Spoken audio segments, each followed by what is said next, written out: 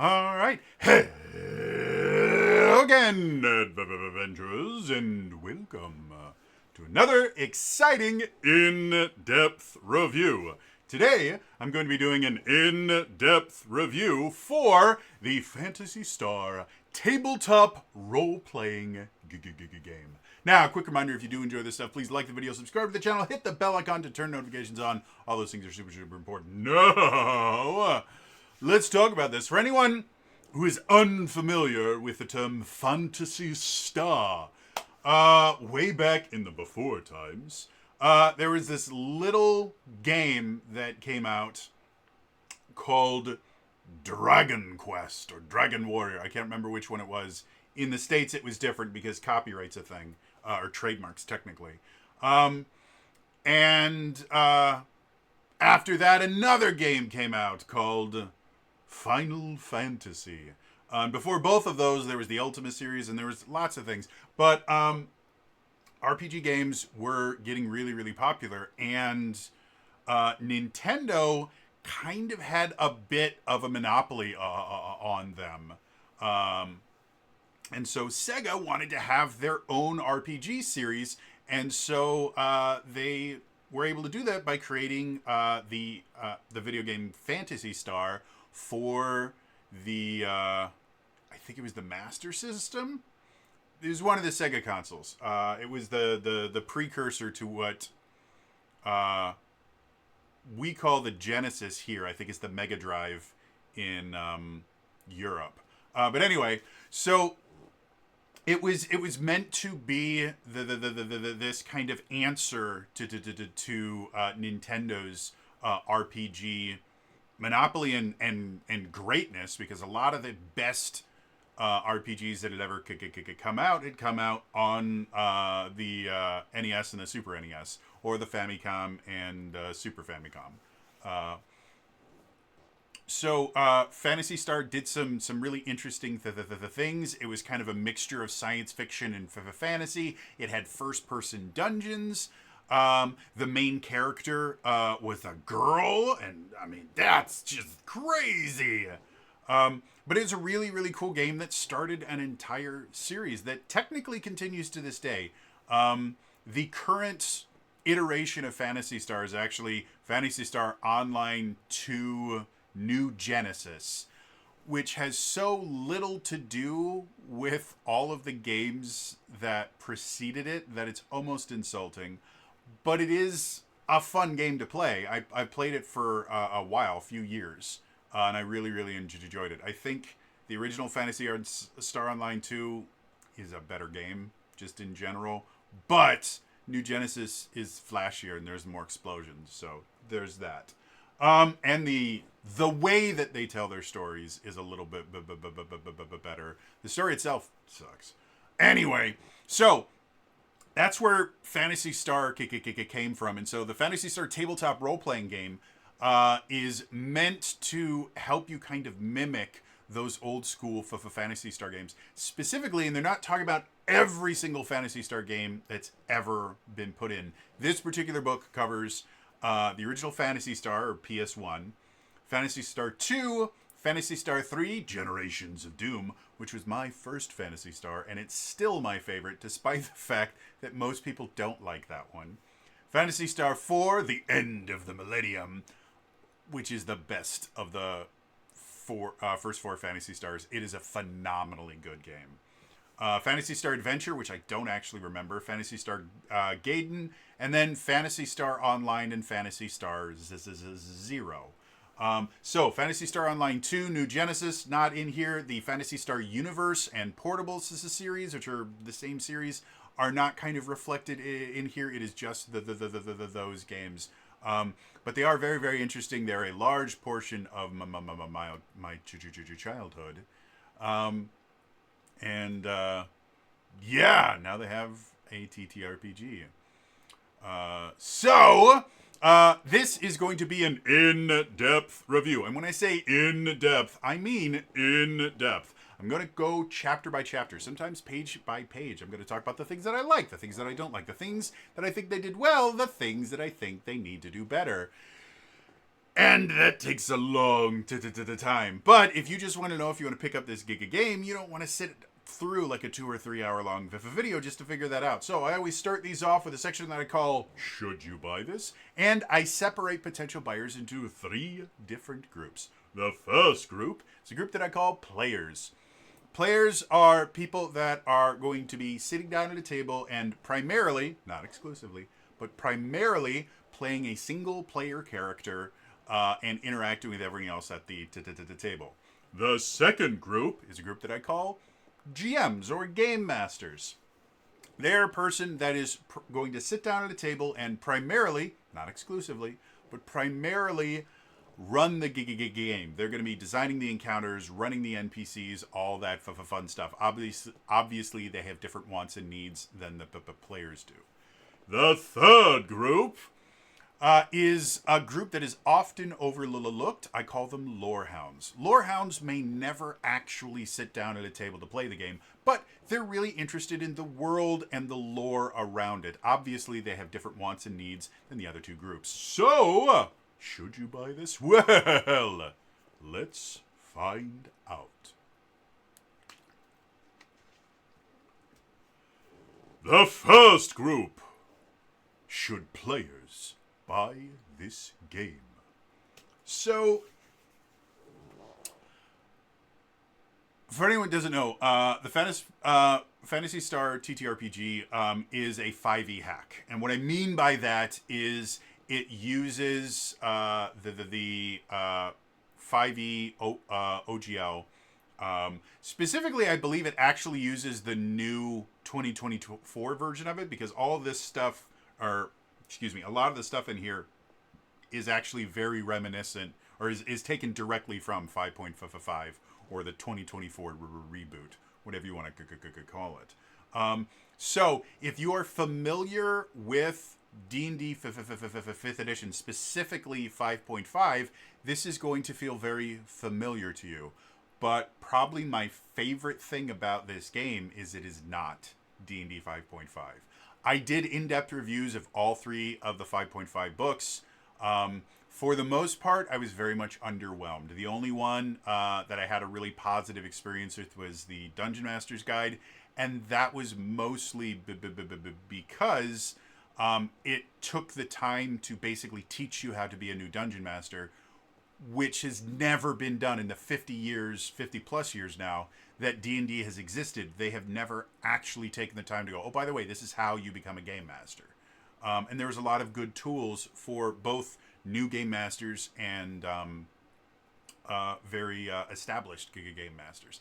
The other ones, though, some of the rules changes they made just didn't make sense. They added in things that really weren't worth anything. Like, I could go on a rant for hours about how weapon mastery is an absolute waste of time in 5.5, but the idea behind it is massively cool, and if they'd actually worked on it, they could have created something very cool.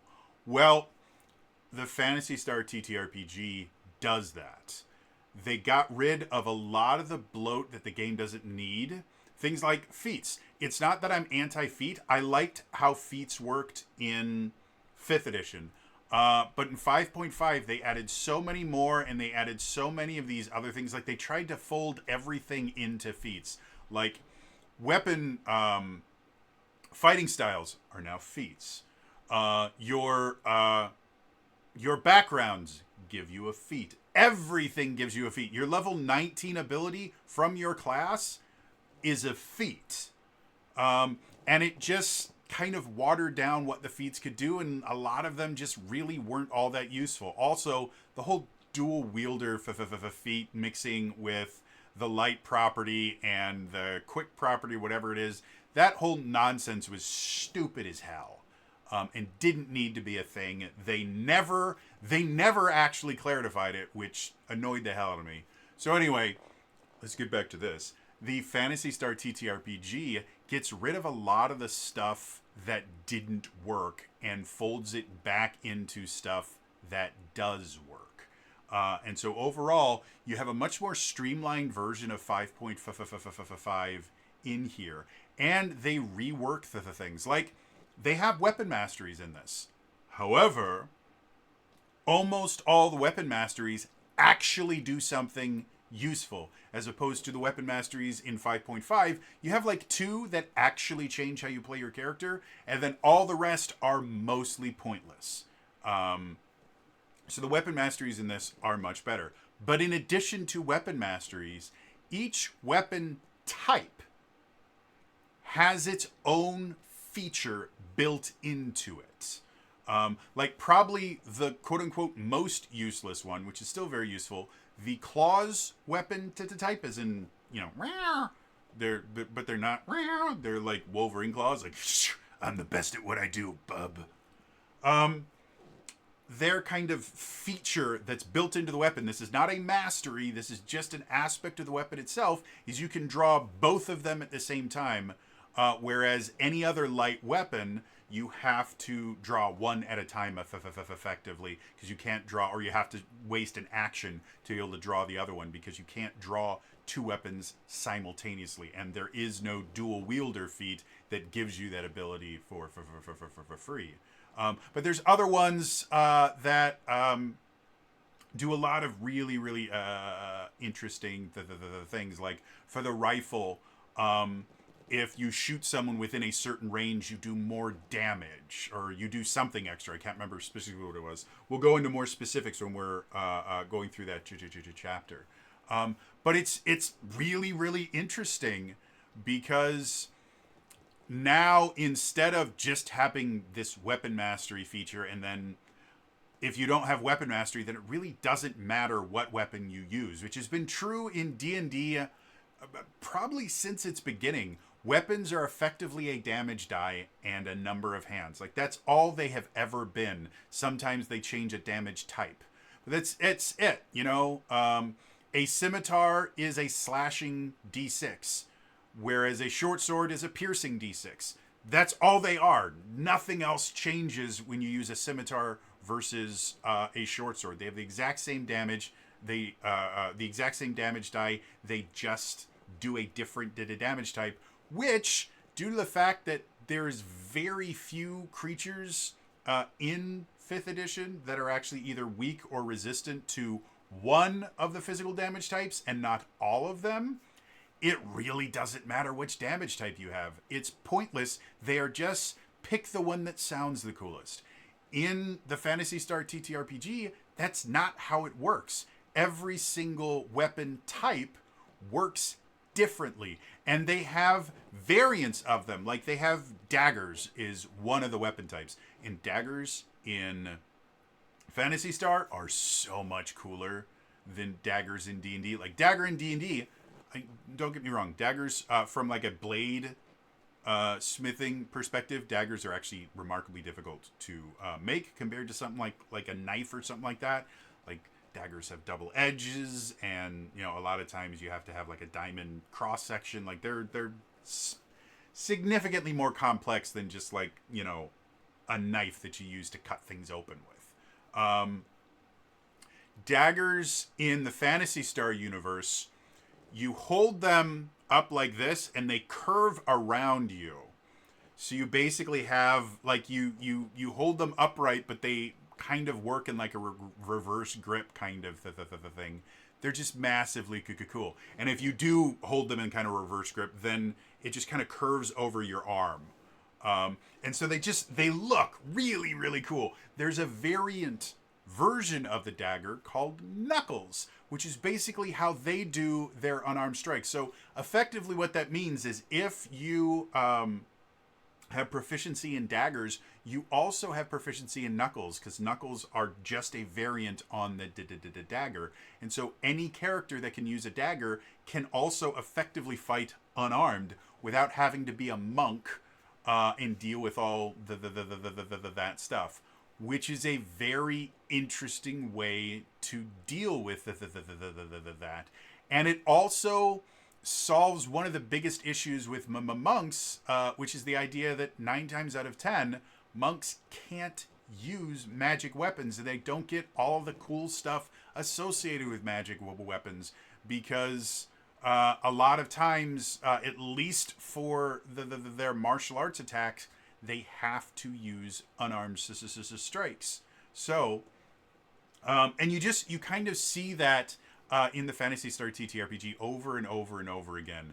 You will see something is like, oh, that's definitely from 5.5. Like, I recognize that. I know 5.5 very, very well. I know 5th edition very, very well. And I go, oh, I recognize that. But the way that they kind of get it to work in this just seems like a more streamlined, better play tested, for lack of anything else, version of it.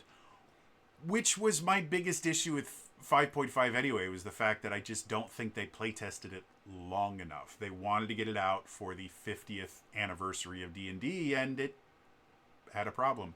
So in my humble opinion, the Phantasy Star TTRPG is just the better version. This is what 5th edition 5.5 should have been. As far as more specifics about how everything works in the game, again, it's still D&D 5th edition to a point. They get rid of a little bit of the crunch. Things like your ability scores. You don't have like a 16 dexterity, which translates to a +3. You just have a +3 to dexterity, or a -1 to strength, or something like that. They got rid of the additional numbers because you never actually use those in the game. You only ever use the modifier, so there really wasn't any point in having those. And it just created complexity for complexity's sake. Other things that you recognize, they still have the advantage, disadvantage system. They still have saving throws, proficiency, stuff like that. They do add a new system called fate points, which are basically, it's a resource that your character has that gets refilled on a short rest, and you can use it for a number of different things. Probably the most interesting one is you can burn a fate point to give yourself a bonus die that you can add to attack roll, check, or saving throws. You can't roll it, you can't add it to damage, but if you roll kind of poorly, before the DM kind of starts narrating what happens, you can go, I'm going to burn a fate point, and I get to add a die to this. And you start off with a D6, and as you level up, it eventually turns into a D12. And you start out with 3 fate points, and per day, effectively. And eventually you have up to 6 fate points per day. And the other thing you can do is you can burn 2 of them to re-roll something. So they are really useful. And then there's a few other things that you can use fate points for as well. Again, we'll go into more details. But it's basically just another limited resource that the players have access to that gives them a little bit more leeway as far as how they want the game to go and how everything works. Which again, I really, really like. I like having things like additional systems that are there that are not massively complicated, that don't, change the game massively, but it does allow the GM to reward players in different ways. Because in base 5th edition and in 5.5, the only way the GM can reward players doing cool things is you can give them GM inspiration, which is nice. It lets them get advantage on a single roll. Okay. There's lots of other ways to get advantage, so it's not that great, but it's okay. Or you might give them like a +1 or a +2, but it's very, very rare. And that's really about it. So as soon as games start adding things in like fate points or other things like that, it really gives the GM a lot more leeway to be able to do interesting, cool things and reward players for doing stuff like that. So that's the thing in the game. The other thing that's kind of cool about this, they do have a vehicle system, which is not that complicated until you get to Starships. And they have an entire rule system based around starship combat that is actually interesting.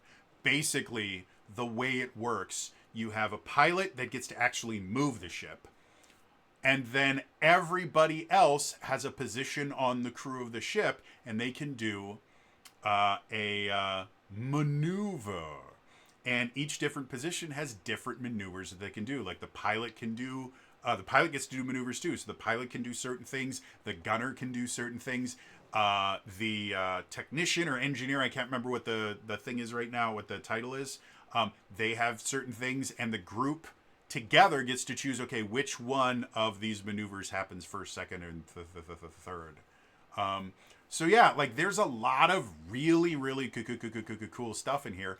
And it's D&D, you know? I mean, as much as I'm not a huge fan of 5.5, it's still Dungeons and Dragons. There's a reason that it's lasted for 50 years. It's generally a good game. Like it's more often than not, it's one of the best designed games on the market. And the reason it has such longevity is because they make a pretty good game. Is every version of D&D and every book that they put out always absolutely perfect? No, of course not. But it's an okay game, and this builds upon a good game and makes it very cool. The other change to this is they don't use a Vancian spell system. They use technique points, which again is a very Phantasy Star thing to do. But effectively what that means is you still have spell levels. They call them techniques in this. You have technique levels, but all the level means is it costs more magic points to use, or technique points to be able to use them.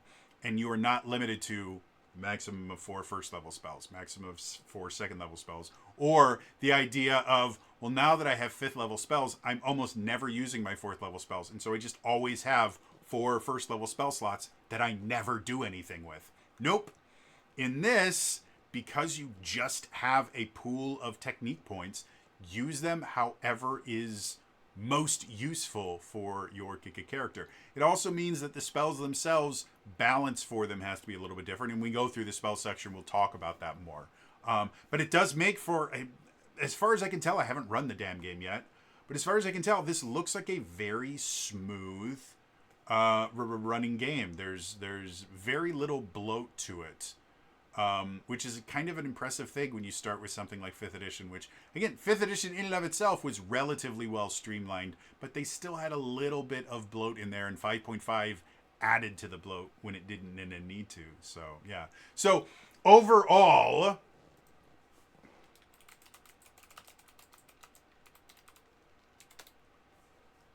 I have to look up what the price is because I keep forgetting to do that.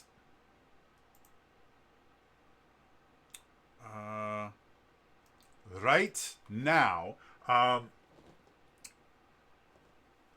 so do I think that the book is justified?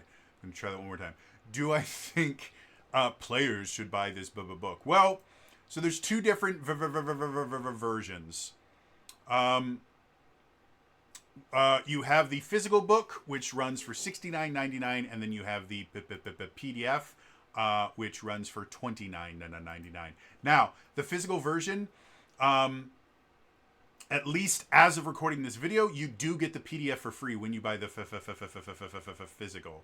And I believe... I don't believe the Phantasy Star, the physical book is out yet. I think only the PDF is, but I can't find anything confirming that on the website right now. But if you were to buy the physical, you would get access to the PDF, again, according to the website, within 48 hours. Or you can just buy the PDF through DriveThruRPG. So, do I think for players there is enough in this book to justify $70? You know what? I do.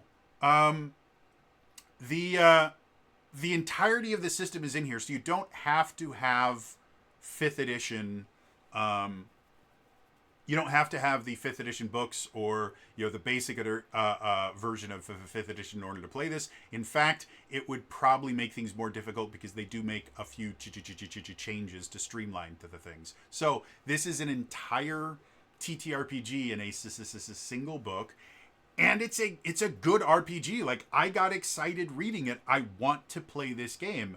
Part of that is due to the fact that I really enjoy um, the Phantasy Star series in general. I have played every single game except I can't remember if I've ever had a chance to play the first one because they never re-released the first one. They have re-released 2, 3, and 4 so many times. I've owned it like 3 different ways. And I believe now you can actually play them on Switch Online too through the Sega emulator on Switch Online. But the first, I don't know why, but nobody ever re-releases the first one. So part of it's nostalgia, but part of it is, like, to me, this is what I wanted 5.5 to be. It's not that I don't like 5th edition. 5th edition is fantastic. And I still run it. But 5.5 just had so many problems and so many kind of half-baked ideas that just weren't quite there. And then a lot of other ideas that you just sit there going, did you just do this because you wanted to be different? Like, this adds no benefit to anything. And so this, I think, really kind of reins in a lot of the decisions that were just made to be different, and fixes a lot of the problems I have with the game. So if this is what 5.5 had been, I would have had no complaints about 5.5. So yeah, I think if you want a physical book, which I'm starting to realize might be a good thing because weird things are happening with D&D Beyond right now, and it looks like they have lost half of the books that I've purchased digitally through them. That's a whole nother video. If you want to have a physical copy of it, this is a great way to do it. However, all I have is the PDF, and I'm not really upset about that. It's a great PDF. The artwork is fantastic.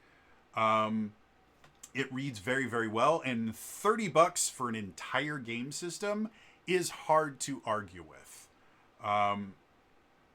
And again, this is the whole kit and caboodle. It's got the GM's portion. It's got the monster manual effectively in there as well. So, yeah, you could buy this book once for your group, and then everybody would have everything you need to start playing Phantasy Star Adventures. So, yeah, I recommend both of them. But if price is the thing for you, or another thing that we should probably talk about, if for whatever reason you are not in a place where shipping is convenient for you. Effectively, most of these games will advertise themselves and have shipping set up for the U.S. and maybe their country of, and always their country of origin, depending on where they're made. And that's generally it. If you don't live there, then a lot of times you're going to have problems. Specifically, I know the Brazilian market has been underserved massively by most larger TTRPGs because the US market is absolutely massive, the European market is relatively large, and the Japanese market is getting there. So those are the 3 big places where, TTRPGs tend to be made, not in South America. And Brazil has a wonderful TTRPG market down there of their own stuff that's made there. Things like D&D just recently made Wizards of the Coast just recently made a new deal to have their books translated into Portuguese and published and distributed in Brazil.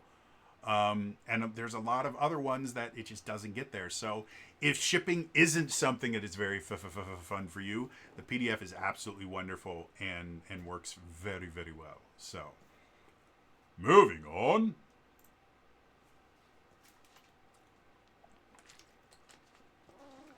The second group. Should GMs buy this book? So, I forgot to say this in my player-focused one, but let's get this argument out of the way. If you want to play the Phantasy Star TTRPG, you have to buy the book. Okay, we're done with that part. As far as what does the game offer GMs that you're not going to be able to get, in just 5th edition, they do have a lot of interesting stuff. First things first, they do have a Starship combat system, and they have rules and everything for how you can create interesting combats using that system. In addition to that, they have a few other systems built into it as well. Things like they have a fear system, a mental stress system, which is probably taken from one of these supplements, or it's not taken, but is very, very similar to some of the supplements like Out of the Abyss, which was, I think, the third season, the third adventure book that was released for 5th edition. It had a madness effect thing. So they have something akin to that, though not quite as offensive to people with mental illnesses, that are interesting. They have, traps and things like that and examples for that. And they also have a lot of advice for how to run different kinds of adventure. Like they have stuff like how to deal with low and high gravity or zero gravity environments, atmosphere, various environments like extreme heat, extreme cold, stuff like that. They also have tables and things like that will help you generate star systems, generate planets, because that's a thing in Phantasy Star. Even going back, I think in the first one, they at least mention other planets if you don't go to other planets. And by Phantasy Star 2, you're going to multiple planets. I think you might even blow one up in Phantasy Star 2. I can't remember. Yeah, lots of really, really useful stuff in there. The other thing that I really like about this, one of the problems that you can have as a GM when you do get a book like this, which is everything in one book, is unlike 5th edition, where you have a player's handbook, a dungeon master's guide, and a monster manual. They have an entire book to populate it with stuff. So your DMG is going to have a lot more specifically tailored for dungeon masters. And probably the biggest problems, which is with the Essence 20 books, that was one of the biggest problems that they had, especially the Power Rangers one, is the idea that the monster manual that's included in this one book is not going to have enough monsters to be able to do much with. And that is technically true here. They don't have a ton of monsters. If you give me a few seconds, I can probably get you a rough count. 1, 2, 3, 4, 5, 6, 7, 8, 9, 10, 11, 12, 13, 14, 15, 16, 17, 18, 19, 20, 21, 22, 23, 24, 25, 26, 27, 28, 30, 31, 32, 33, 34, 35. About roughly 40 on a single column of a page. And they've got two columns showing all of them. So you're probably looking at somewhere in the neighborhood of 70 to 80 different monsters, which is not that much when you're, trying to run an entire campaign. 70 monsters, especially since some of them are going, like the first 20 or so are all challenge rating 1 or lower. And once you start getting into the higher challenge rating stuff, like challenge rating 8 monsters, there is exactly 5. So that can start becoming an issue for you. But one of the things that I like that they have in here is a complete guide on this is how you build monsters. Something that 5th edition D&D has never done. In the 11 years that 5th edition has existed, they have never actually told us, by the way, this is how you build your own monsters. So they have a step-by-step guide on this is how you build your own monsters. They have example, starting points for common creature CR0, common creature CR1/4, common creature CR1, and common creature CR3. And then they have rules for everything else. And an entire table of, okay, if you want a challenge rating 16 monster, the defense should be 19, the hit point should be somewhere in the neighborhood of 255, Attack power should be 12. Damage per round should be about 102. Number of attacks it should have is 5. Damage per attack should be 21-ish. And they have 5d6 plus 4 there. The save DC should be 19. Primary ability should be plus 6. Proficiency bonus should be plus 5. And it should give out 15,000 XP. So that's all you need to have a starting point for your monsters. And they have an entire step-by-step guide. You theoretically could use this book to build 5.5 version monsters because they're not that much different. It's just 5.5 and 5.0 version monsters have a few extra stats because, again, the game is slightly more complex than the Phantasy Star TTRPG. But that in and of itself is massive. Like, this changes this book from, hey, this is kind of cool, to this has everything you need to run whatever you want. And whether you are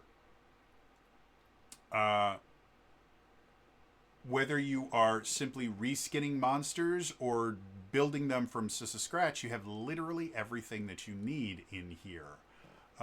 So that's something that, is, again, another thing that makes this, in my humble opinion, better than 5.5 wholeheartedly.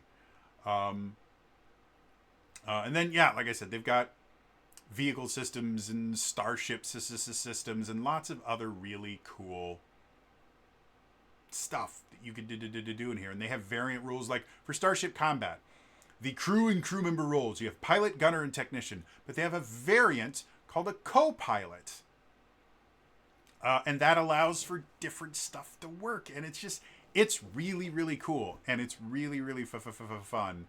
And it's probably one of the, especially compared to the nonsense that have come out, like the kind of quote-unquote space combat rules that they had in Spelljammers works.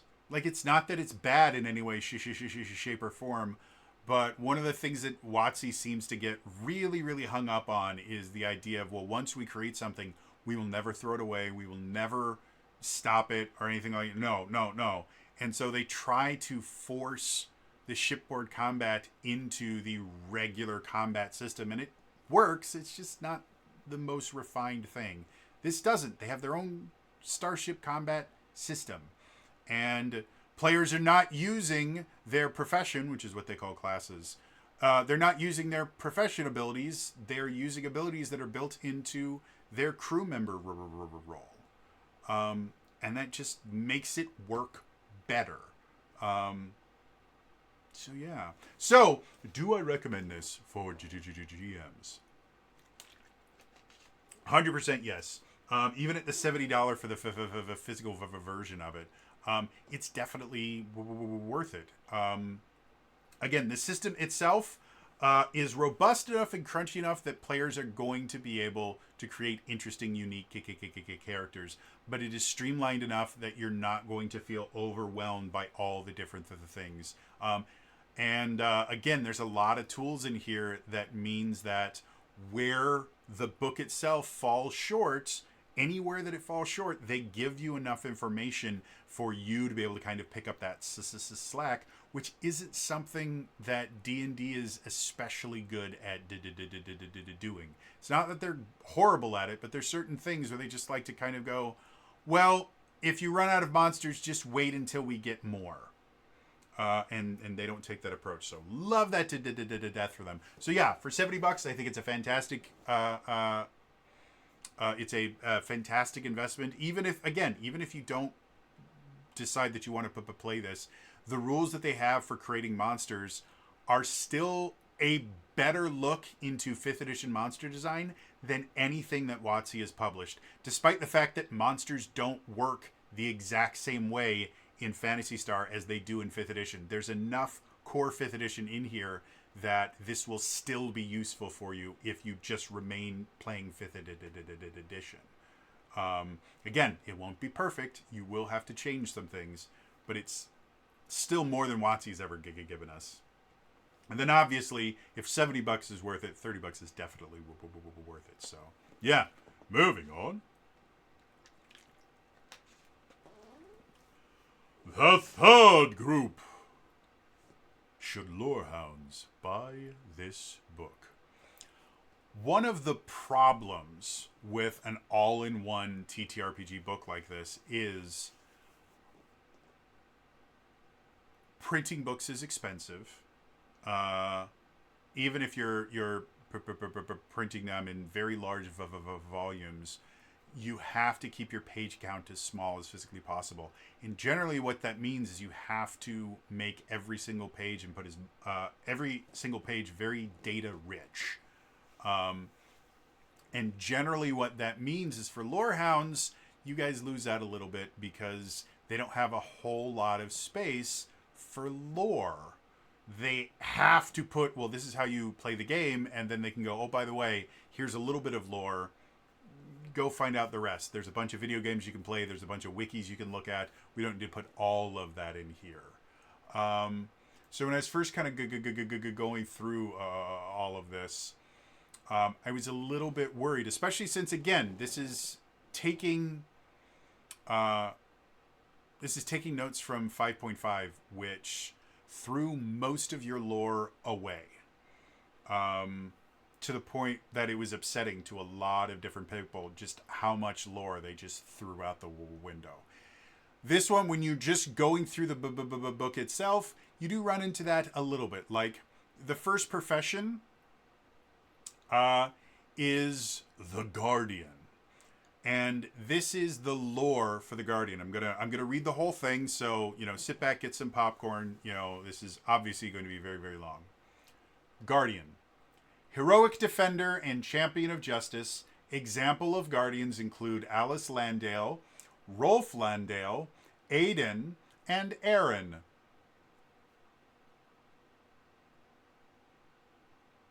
Did you guys get all that? Like, that was a lot of information. I don't want you to get overwhelmed with it.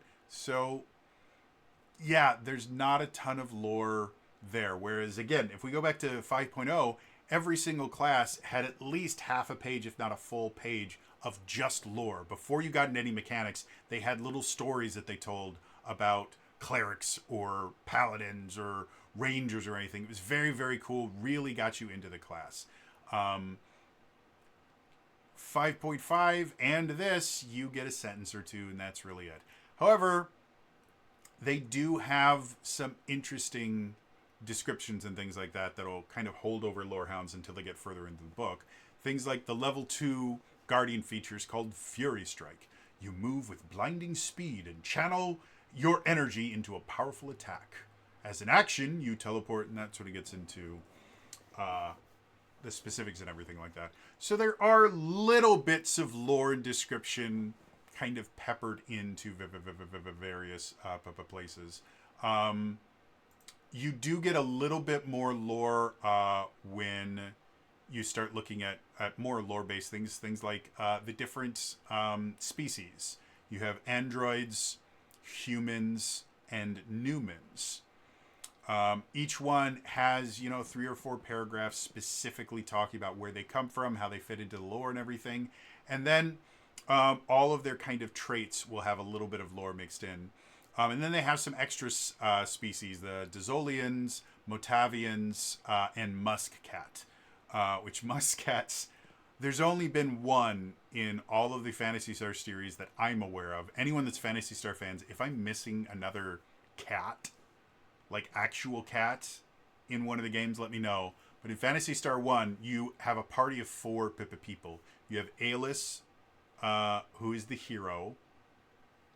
You have the axe-wielding dude that I can't remember his name. You have Lutz, who's your spellcaster. And then you have a cat that I can't remember his name now. I'm going to see, do they have... Mayu, there we go. Mayu. Mayu is literally a cat. And they are adorable and they're amazing. But the species that they are a musk cat. And so they do have... not only do they have the muskcat in this, they also have a particular weapon that is designed for muskcats. It's a variation on the claw weapon. And instead of being like claws, What it is it's basically like a double-ended dagger that is designed to be held in the mouth. So I love the fact that they have that in here. And if you've ever wanted to play a space cat, now is your chance. So congratulations. So there's a little bit more lore in places like that, but where you really get the good stuff, chapter 10, which is the title of the chapter, is Galactic Lore. And basically what it has an entire timeline of the series showing where every single game kind of fits in. It gives you kind of plot points that happen in various points in history, along with gorgeous artwork throughout the entire book. The artwork is phenomenal in this. And then after they get done with like the main series games, they have an entire Phantasy Star Online timeline that goes into it. And then they also have a section on the Algos system, which is the system that most of the games to take place in, with different with each of the different planets talked about, and even the Alyssa 3, which is the setting for Phantasy Star 3. And yeah, so it's a good amount of lore and things in there like that. That chapter lasts until page 215. It starts on, I think, 193 or something like that. So it's a good 20 pages worth of nothing but lore. There is no mechanics in there whatsoever. And then immediately after that, the first appendix, Appendix A, is game series overview, which just gives you more. It's meant to more be kind of inspiration for the game master to come up with interesting plot points and stuff like that. But it is significantly more lore and what if types stuff, specifically designed to tie it into certain games and stuff like that. So, yeah. And then the other appendix that they have is just all the different places where you can find out more. Things like various books that have Phantasy Star stuff in them, the different video games, and other stuff like that. So, yeah. Overall, as far as, Lorehounds are concerned, do I think this book is worth $70 for a Lorehound? Unless you really, really want a $70, unless you really, really want a physical book of this, I would have a hard time justifying $70 for the amount of lore in here. $70 is kind of expensive for a TTRPG book in general. And it is nice that you do get the PDF for free as of this recording, but it's still hard to justify $70 for a single really, really good chapter, and then a few places here or there where you do get some really interesting lore. However, $30, I can 100% justify $30 for a Lorehound. There's more than enough information here and lore here for someone to be able to justify spending $30 just to learn more about the Phantasy Star universe, despite the fact that Phantasy Star universe isn't included in here, which is a huge oversight because I loved Phantasy Star Universe on the PS2, and I owned Phantasy Star Portable 1, and I think I bought Phantasy Star Portable 2 for my PSP. I've played both of them now, and I spent hundreds of hours on Phantasy Star Portable 1. Like, it was one of my favorite PSP games. And I think I played it, on my Vita as well. Because I think I purchased it, the digital version of it, for my my Vita. And I just absolutely adored it. It was super, super great. So, anyway, so yeah, I do recommend at least the PDF for Lorehounds.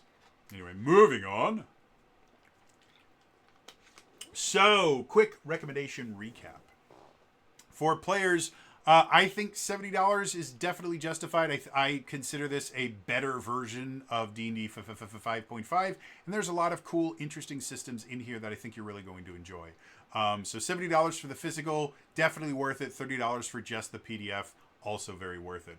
For GMs, even stronger, yes. There's a lot of really good stuff in here, including a guide on how to build your own monsters, which is what Wizards of the Coast has refused to give us for over a decade. So I really, really like that. I think the $70 is definitely justified for GMs. And then for Lorehounds, there's a decent amount of lore in here. It's interesting lore, but I don't think I can justify $70 unless you really, really, really want that physical book. But if you're okay with just a PDF, $30 definitely justified for the amount of really cool stuff that they got in here. So that's my recommendation recap. If you came here specifically just to find out if you're going to purchase this, thank you for watching the video. In the comments down below, either let me know what your first Phantasy Star game is, or what your favorite Phantasy Star game is. Let me know in the comments down below. Otherwise, it is time for us to start this in-depth review. Now, as a reminder, this is going to be an in-depth review. And when I say in-depth, I mean in-depth. I'm going to go chapter by chapter, sometimes page by page. I'm going to talk about the things that I like, the things that I don't like, the things that I think they did well, the things I think they need to do better. But unfortunately, that takes a long time. We're already almost an hour into this, and I haven't even started reviewing the damn thing. So in order to deal with that, I do put timestamps into all of these videos. Use the timestamps. Obviously, YouTube would like me to tell you, no, watch the entire thing 7 times in a row. It's wonderful. But I put the timestamps in because I know you guys have lives. So jump around to the different timestamps. Watch part of it now. Come back later. Whatever is easiest for you. But the timestamps are in there for a reason. Please use them. That being said, I think it's time for us to dive in to this in-depth review. The first section. Welcome to Phantasy Star. This is your standard introduction. One of the things I like about this, better than most standard introductions. So, if you have never opened a TTRPG book before, you might not realize that every single one of them, with a few very, very rare exceptions, starts with the same thing. What is this book? This is a book for this TTRPG. What's a TTRPG? Well, it's a game where you use your imagination. And they all get really, really boring. This one has that section. It's kind of obligatory. Again, if this is the first time you've ever picked up a TTRPG, and you're only picking up this one because you're like, oh my god, I love Phantasy Star, you need something to kind of mention, oh, by the way, this isn't going to be like other books you might have read about Phantasy Star. This is interactive. This is a game. So you have to have that. However, that takes up one column of one of the 2 pages for this. The rest of it is talking about kind of themes and the elements of the games itself. Things like the fantasy elements, or things like action hero style, or magic and technology, and across space and time. And then the worlds of fantasy, they talk about how perilous realms and galactic societies with ancient mysteries. So it really does set the tone for the TTRPG very, very well, which, having read as many different TTRPG books as I have, I can tell you right now, not a whole lot of TTRPGs are able to get kind of the feeling of the game into their What Mean RPG chapter, whatever they call it. That's generally all that's there. They might explain some of the basics of how the game is like, well, you roll this icosahedron, which we call a D20, And then you add things to it, and then your brain explodes, and you have to collect as many of these stupid clicky math rocks as you can. We're very, very sorry, but you will never have money again. You will spend all of your remaining money on dice. You won't know why. You just have to buy them. That's not why we do this. It's just how it works. So this one, it does a really good job of setting up the tone and the feeling of the game before you even start looking at it. And I think that is probably the most important thing that something like this can do. If you read any of the Essence 20 books, there's a reason why the only TTRPG books that I have as prominently displayed as I do are these Essence 20 books. They're exceptionally well designed and well written. Do they have their problems? Absolutely. But the Essence 20 team has learned something from every single book that they've put out. And one of the things that they do best is they are great at setting the feeling and the tone of the game before you get into any of the mechanics, before you get into anything, because all of their intro chapters are written in universe. And I love that. This is technically not written in universe, but it still does a very, very good job of setting that tone. And if nothing else, it will get you excited for reading the rest of the book, which is the hardest thing to do with a book just in general, is to get your audience hooked early on. So yeah, and the introduction section is exactly 2 pages. So very, very long introduction. Moving on.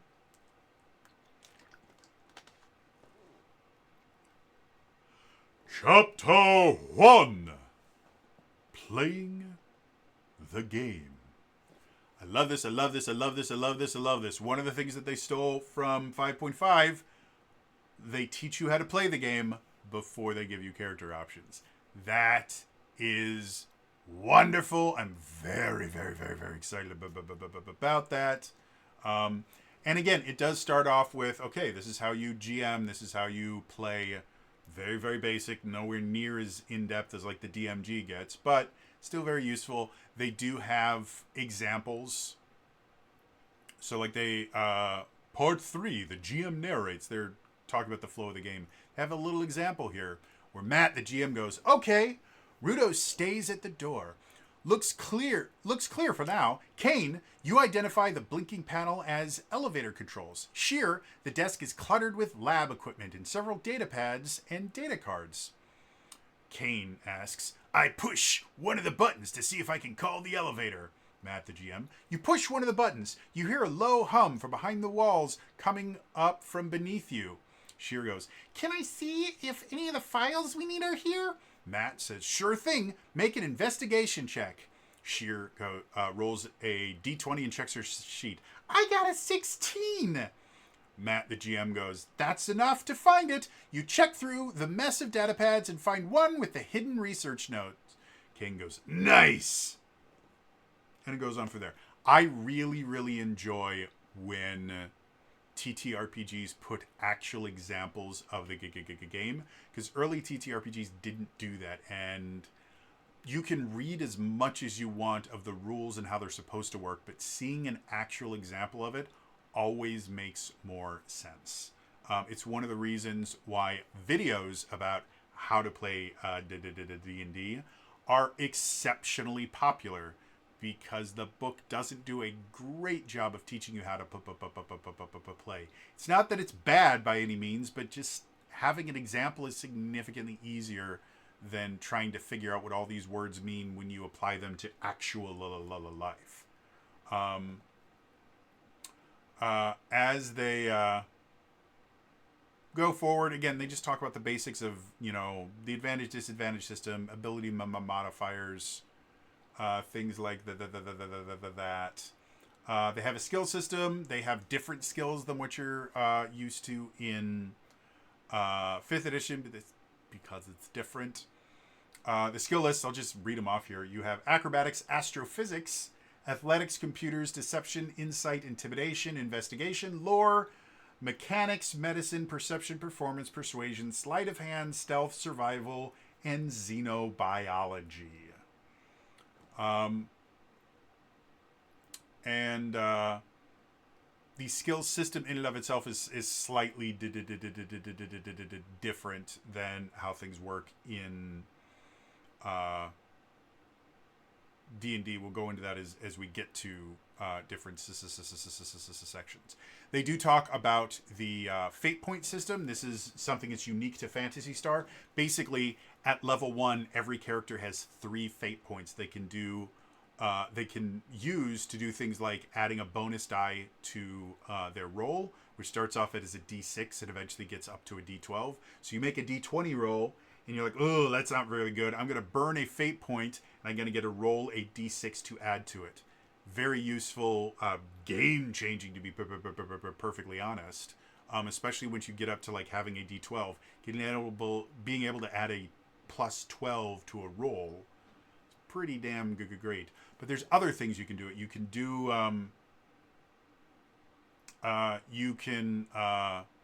use fate points to get extra recovery. Basically, when you take a short rest and burn a hit die, you can burn a fate point to just get additional hit points, which is nice. You can actually use a fate point if you are rolling death saves and you fail one. You can burn a fate point to change that failure into a success, which could mean you can only do that once per time you go into death saves.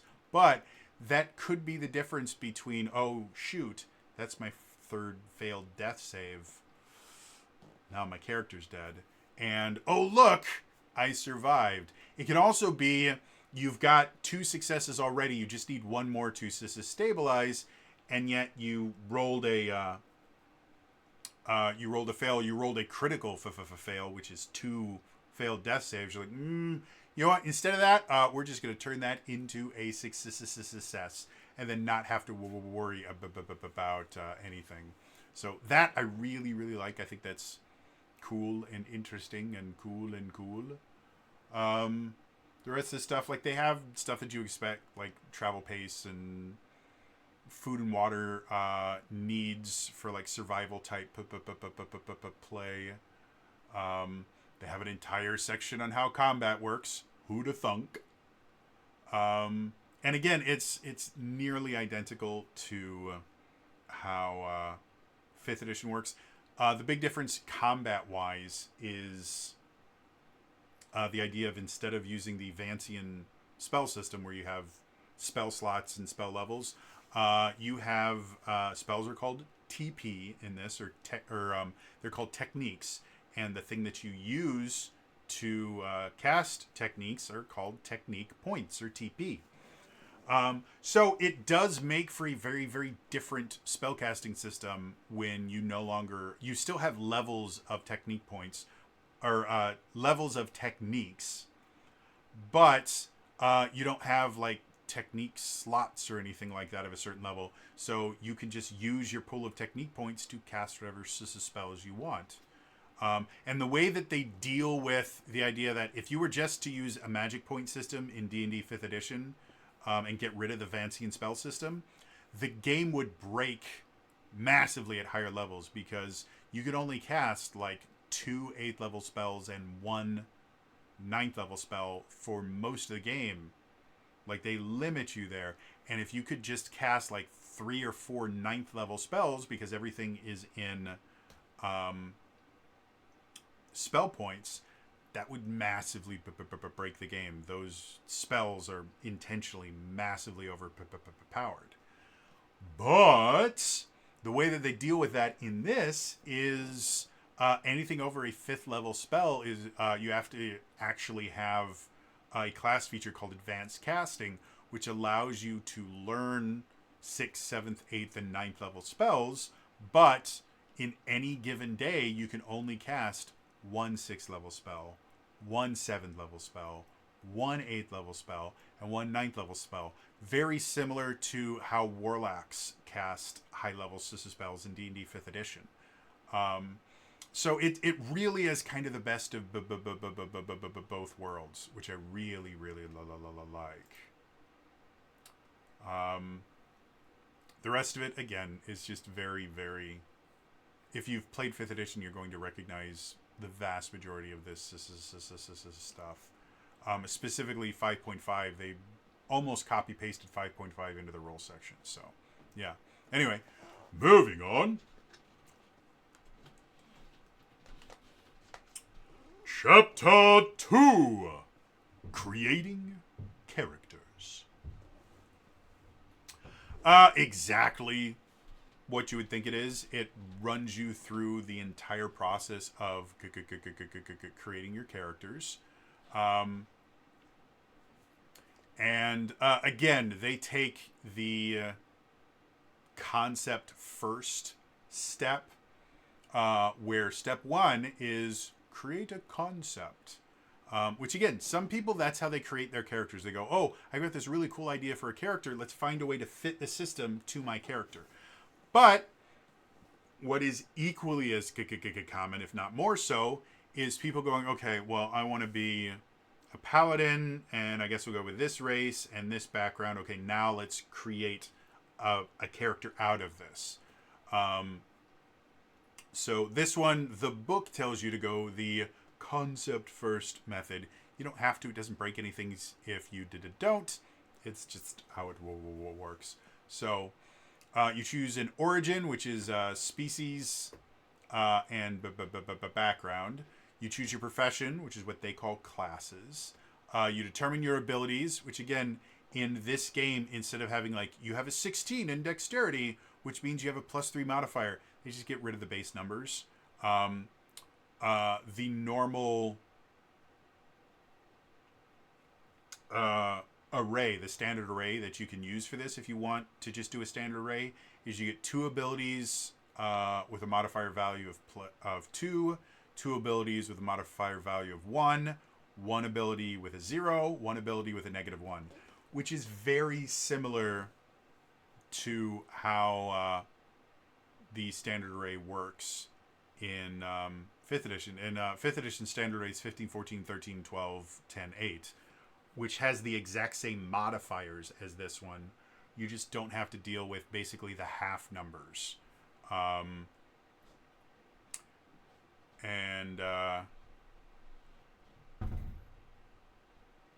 Yeah, and then after you assign those out, you can add 1 to 2 different ability scores. So pretty simple, pretty easy. They do have a point-buy system that you can use, or they also have a rolling system, which, again, since you're not doing... The reason that they do, like, the 20-point system is because in original D&D and all the way up to now, if you roll 3d6, you will get a number between 3 and 18. And so that was the easiest way to roll. Here, they just have you roll a d10. And depending on what you roll on the d10, it will give you a modifier. So like a 1 to 2 will give you a -1. 5 to 7 will give you a +1. 8 to 10 will give you a 2. So you just roll a d10 6 times, write down the modifier, and then put it where you want it.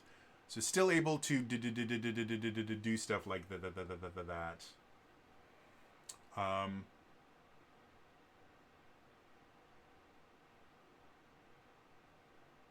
So yeah.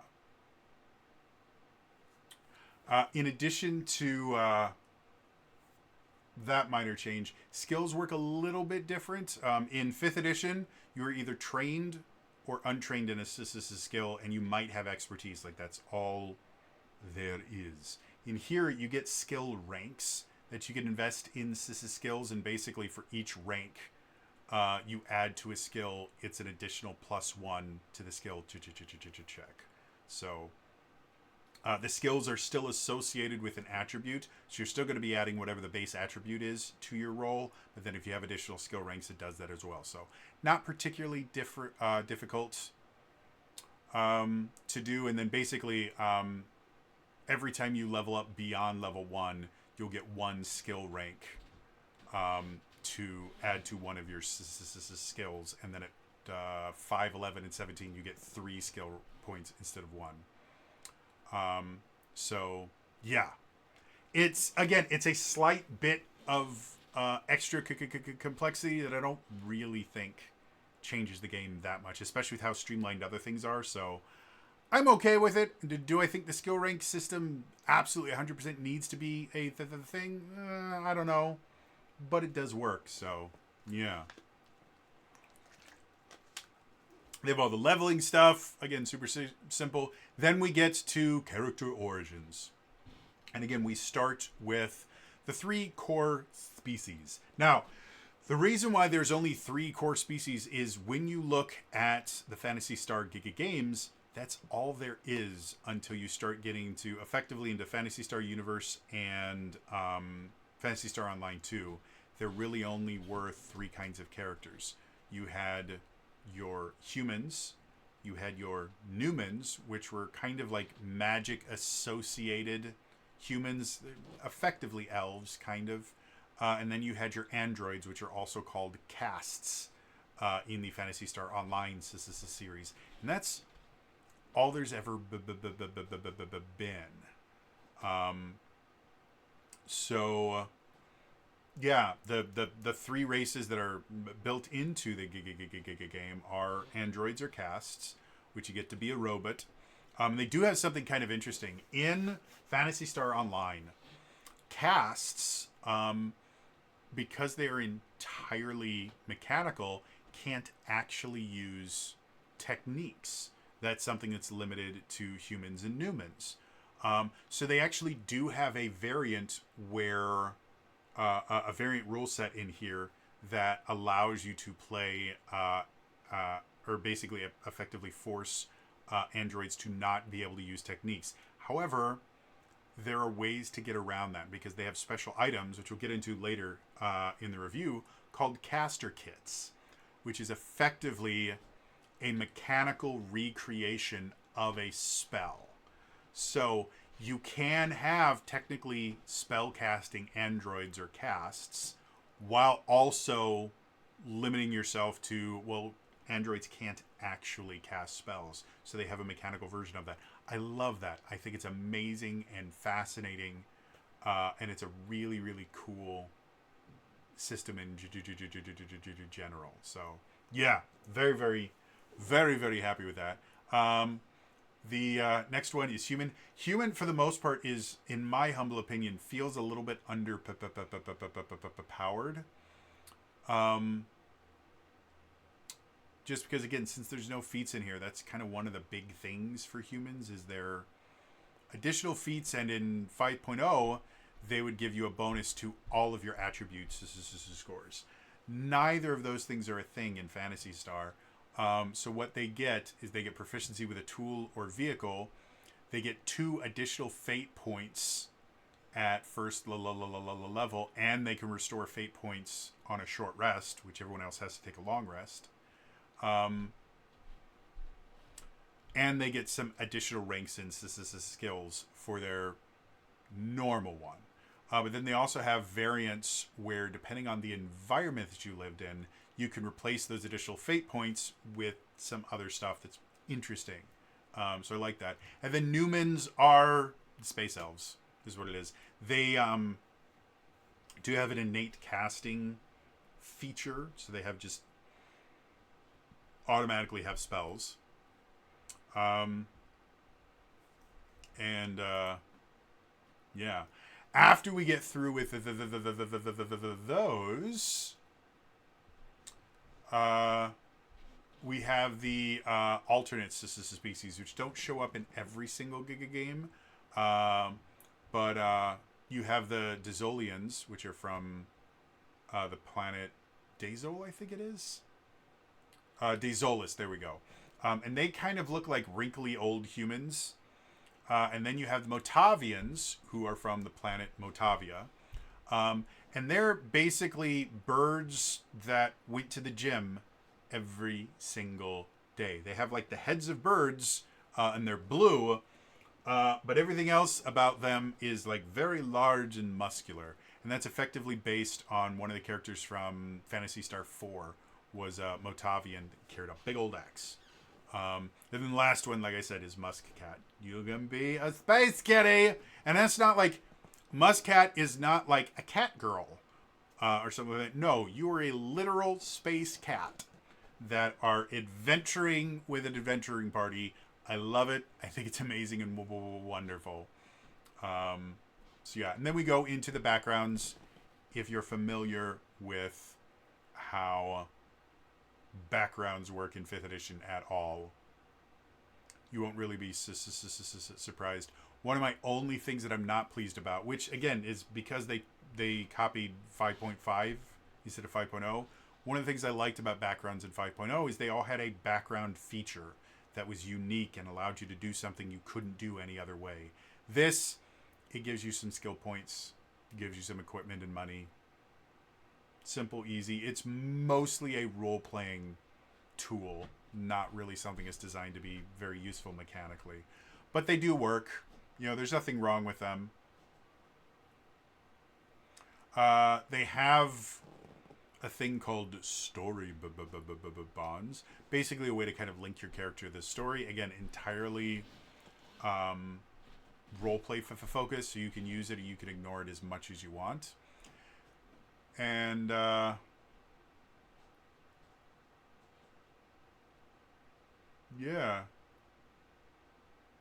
I just realized that was chapter 3, so when I'm doing the timestamps for this, I'm going to have to get creative with that. But yeah, so that was chapter 3. Moving on.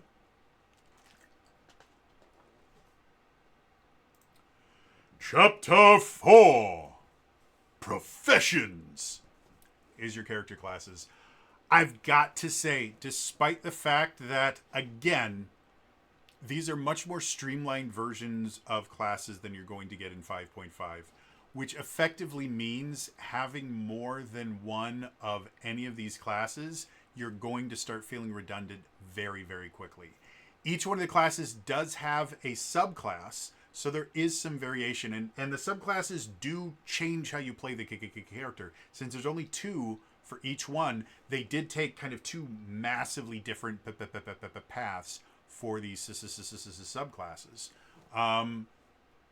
But there's still, there's still a little bit more streamlined. So it's probably in everyone's best interest for everybody in the party to choose a different class, at least right now. If we start getting supplements and things where either they start adding more subclasses or they just start adding more classes. So I think overall, total number of classes they have is 1, 2, 3, 4, 5, 6.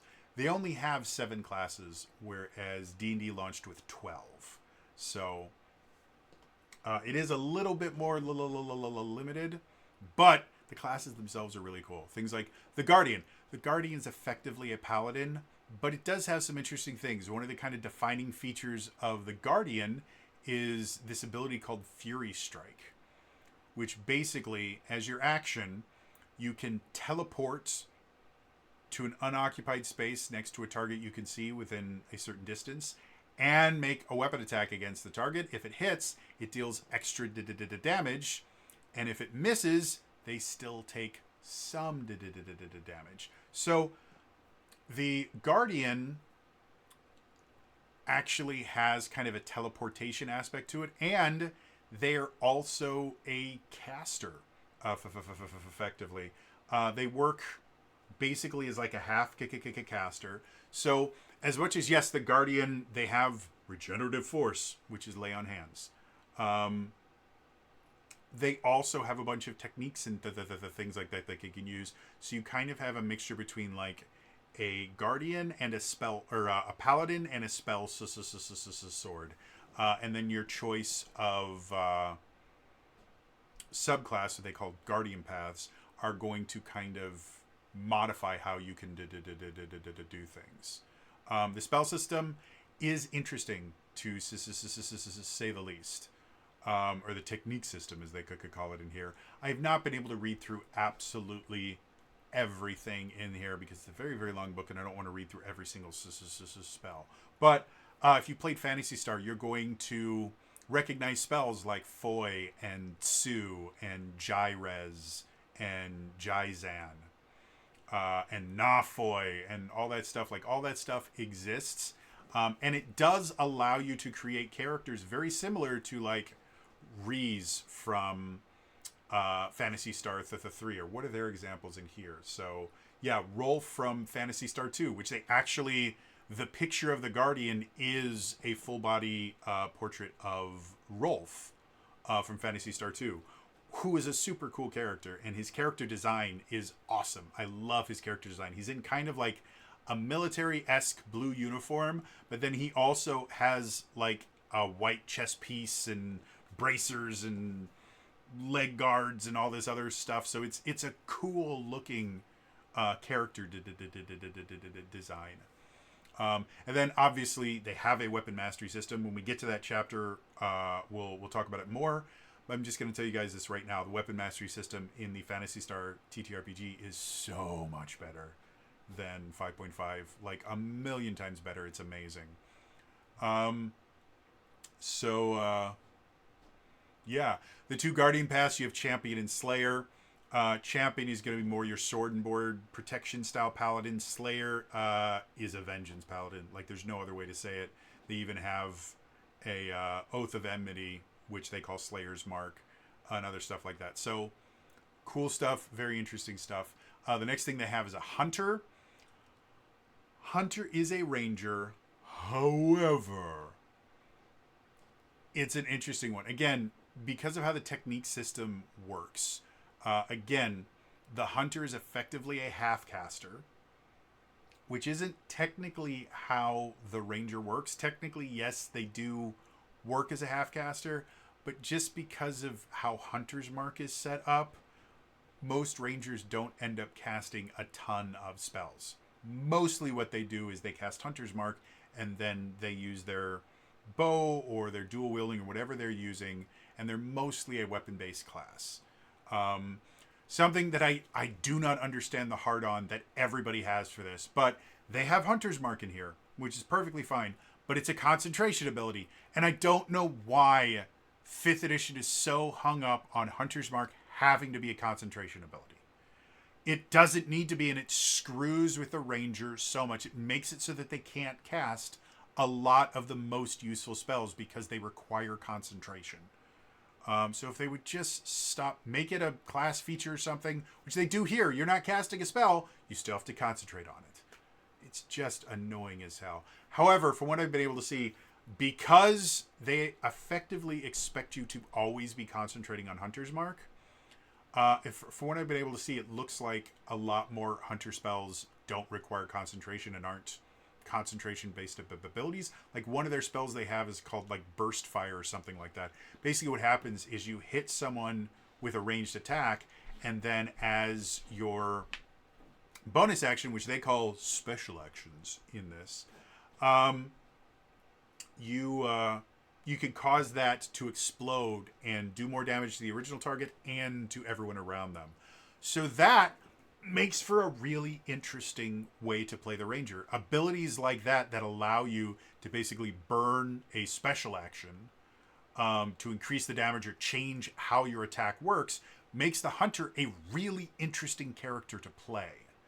Again, I did not look through every single spell, but if that's the kind of spells that we could expect from this, I think this makes the Hunter significantly cooler than any Ranger we've ever had in D&D. And I think the kind of class fantasy of a Ranger-style character, I mean, technically, the Hunter in Phantasy Star is not inspired by a Ranger in any way, shape, or form. The Hunter is not meant to replicate Aragorn or Legolas. The Hunter is technically designed to be kind of a halfway point between a Guardian or whatever their weapon-based class is and a tech or a force or whatever they want to call their casting-based class. That's always what the Hunter has been in the Phantasy Star video games. However, because this is taking from 5th edition, they decided it would be easier to kind of merge that idea with the idea of a Ranger, and it makes for a very interesting character just in general. The two subclasses that you have, they don't have a pet class version of them. You have the Ranger subclass, which is going to be a lot of range-based weapons. You lose things like the first thing you get is called point shooting, which is being within 5 feet of an enemy doesn't impose disadvantage on your ranged attack roll. So point blank shot from 3rd edition, that's exactly what it is. And it goes on from there, but it does have some pretty interesting things. Like level 11, you get what's called rapid fire. Once per turn, you can take the attack action to make a range. When you take the attack action to make a ranged attack, you can make additional attacks with your weapon against any number of creatures within 10 feet of the target. Each additional target must be within range. You must make a separate attack roll for each target. You must have ammunition for each target. So that massively changes how you play your character. That means your hunter, specifically the hunter ranger, is going to be looking for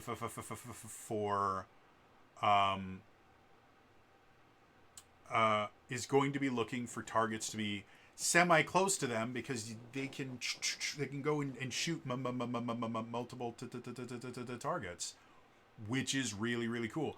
And hunters do get extra attacks. So one of your attacks, you can hit everybody basically within a 20-foot or a 20-foot diameter sphere, effectively, with rapid fire. And then your other attack, you just get to make another attack, because you can only do rapid fire once per turn. But that massively changes how you play the character. And it also means that your allies can help you out by getting enemies as close together as possible. And it makes a massive difference on how the game is played. The other path is the Vanguard. It's the Hunter Ranger from 5th edition, which isn't a bad thing. The Hunter Ranger is a really solid player's handbook class. Like in the 2024 handbook, the Ranger was not great, and still the Hunter Ranger was perfectly fine and fun to play. I played one in a Ravenloft campaign and was one of the more powerful characters in the campaign. So it works perfectly fine. They do make some changes and stuff to fit better with the system. Again, I think this is a better version of that, so it's great. The next one is a Mystic. Your Mystic, effectively, it's going to be your monk. Which, again, yippee! I love me my monks! But they don't give you...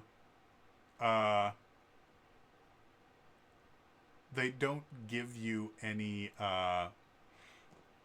key points or anything like that. So for your flurry of blows, you have this thing called rapid strikes. And then you also are a half-caster. Most classes in this are half-casters. I think there's maybe one class that doesn't get techniques. So you do get techniques that you can use with this. One of the other kind of unique things about this, every single class that uses techniques has the ability of, when you finish a long rest, you can replace one technique with another technique from whatever your technique list, whatever your profession technique list is. So very similar to how effectively like clerics and druids every morning can just have a brand new set of spells. This, you can't change your entire technique list, but you can, if there's a particular technique that you're just not using very much, like I really never use this, switch it out for one that's more useful. Or that this particular day you're going to be doing some pretty heavy lifting in, let's say, a frozen environment. And so you switch out a cold-based technique for a fire-based technique. That makes perfect sense. Beyond that, it's very similar to just a monk with some modifications to make it slightly less complicated. And I don't believe they get Stunning Strike. Which, boohoo, I've never considered Stunning Strike the problem that a lot of GMs and DMs will. It's not that big a deal. It really isn't. But enough people were butthurt about it that 5.5 had to make it significantly less useful than it used to be. And then this one, they just don't even add it in. So perfectly fine. It's not that big a deal. Then the two subclasses are Skirmisher, which is basically your Open Palm monk, and then Warder, which is the healing monk that showed up, I think, in Tasha's. So again, both of them very, very good. Both of them modified so they work with his new version of monk, and they both work really well. I genuinely really, really like them. So yeah. Next one, operative. It's a rogue. It's all it is. One thing that I do like, which I believe they took directly from 5.5, is at level 5 you get Cunning Strike, which is basically when you get a sneak attack, you can sacrifice some of your sneak attack dice to do something different. Like you can add poison to the attack, and that costs you 1 sneak attack die. Or you can knock them. You can try to knock them prone, which costs 1 sneak attack die. It genuinely makes the rogue more interesting to play, because rogues in 5th edition are kind of boring in combat, because what you do, you hide, you sneak attack, you run like a bitch. That's all you do as a rogue in combat. They're kind of boring. The thing that makes them fun is their sneak attack hits like a dump truck. And the fact that you constantly get to kind of weave in and out of combat, that can be fun. But as far as like making really tactical choices, it's just not a thing that you do. Well, again, the 5th edition, or the 5.5 version of the rogue changed things up by adding this Cunning Strike thing. And then at level 14, you get Devious Strikes, which gives you even more interesting things that you can spend even more dice on, which I love to death. I think it's really, really cool. The 2 subclasses for your Investigator and Thief, they're taken almost directly from 5th edition. Like, what can I say? It's not that big a change. Savant is going to be your cleric style class. This is your first full caster that you get, and they're the first class that gets what are called prime techniques, cantrips. Now, the interesting thing, the Savant still gets access to bows, claws, daggers, pistols, and rods. So they still can use weapons, and they still get to interact with a weapon mastery system. So for things like the Guardian, which is much more weapon focused, their level 1 weapon mastery is you choose 2 weapons you're proficient with and gain their mastery feature for those weapons.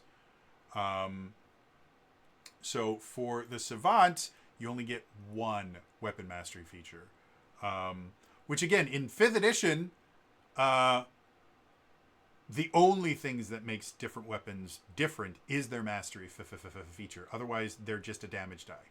In this one, even if you don't have a weapon mastery, you're still going to get use out of using different weapons. And then the cleric itself, it's remarkably similar to how just clerics work. They just get rid of the Vancian magic system. So yeah, not going to go into too much detail with that. The 2 different flavors, which I really, really enjoy this, are the Doctor or the Machinist. And the Doctor, your standard healer. The Machinist,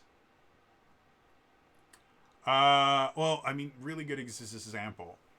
Their level 3 ability is called Sabotage. As an action, you can expend 1 use of your technical talent feature, effectively your divine guidance or whatever it is, what clerics use to like turn undead. I can't remember what that's called off the top of my head right now. It's the same basic thing. Choose a creature you can see within 30 feet of you. The target must receive on a save or suffer one of the following penalties until starting your next turn. The target's wielding a weapon and has disadvantage. The next attack roll against the target has advantage, or the target loses any damage resistance it has. So in Phantasy Star 2, there's a character named Kane, and his job title in the game is Wrecker. And his backstory is effectively he tried to be a mechanic, but he found out that he was just significantly better at breaking machines than he was at fixing them. And so he made that his job. In the second half of the game, the first half of the game, all the monsters in the world that you fight are biomonsters. And so they're all biological. Kane doesn't do a whole lot to them. Second half, you fight robots almost exclusively, and Kane becomes massively powerful because all of his techniques are specifically designed to screw over robots. And so I really like the fact that Machinist is effectively the Kane version of the Savant, and I love that. I think it's amazing. The next class, Thaumaturge, Wizard. Like, seriously, just Wizard. They have all the same things of Wizard. They even get, at level 18, they get Technique Expert. Choose one rank 1 and run rank 2 Thaumaturge technique that you know. You can cast those techniques at a cost of 0 TP. To cast either technique at a higher rank, you must expend the required TP as normal. When you finish a long rest, you can exchange one or both of these techniques for other Thaumaturge techniques of the same rank. So you get a level 1 and a level 2 spell that you cast as a cantrip. And then at level 20, you get your signature technique. To choose 2 rank 3 Thaumaturge. It's the exact same thing that Wizards get in 5th edition. And it's a very, very good thing. I'm not saying that, they're not good. No, it's a great way to do it. It makes you feel exceptionally powerful as a wizard. And the 2 Thaumaturge pasts are Esper, which is kind of a sorcerer-esque thing where you can kind of modify your spells as you cast them. You don't get sorcery points or anything, but it is a very interesting take on a spellcaster. And then you have the Force, which is more of a kind of like battle, a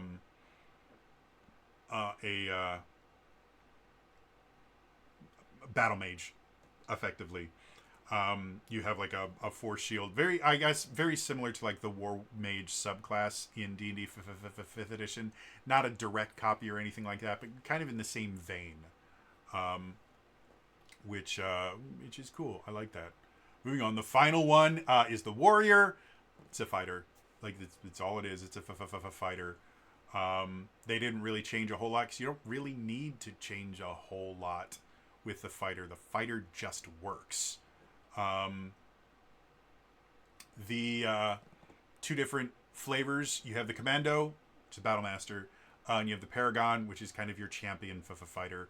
Nothing about it is exceptionally strange or different, but they're good, solid classes. Like, everyone that thinks in D&D in general that the fighter is like boring, they're really not. When you kind of get into them, especially if you choose something like a Battlemaster fighter, it's probably one of the most powerful classes in the game. Like, they're exceptionally useful. So yeah, really no reason. If it ain't broke, don't fix it. They do get 3 weapon masteries at level 1. So yeah, it's just, like I said, it's just a streamlined version of the fighter, and it works very, very well. So yeah, moving on. Chapter 5, Equipment. So this is where things get cool. All right, equipment section is exactly what you think it is. It has all your different consumables, all your weapons and stuff. But like I mentioned before, unlike D&D, and this is D&D going all the way back, even 4th edition, which did some awesome, amazing things with making things feel unique, your weapons were still just a damage die and a damage type. That's all they've ever been. That's not how it works in here, and I love it so much. So, there are 1, 2, 3, 4, 5, 6, 7, 8, 9. There are 10 different weapon types.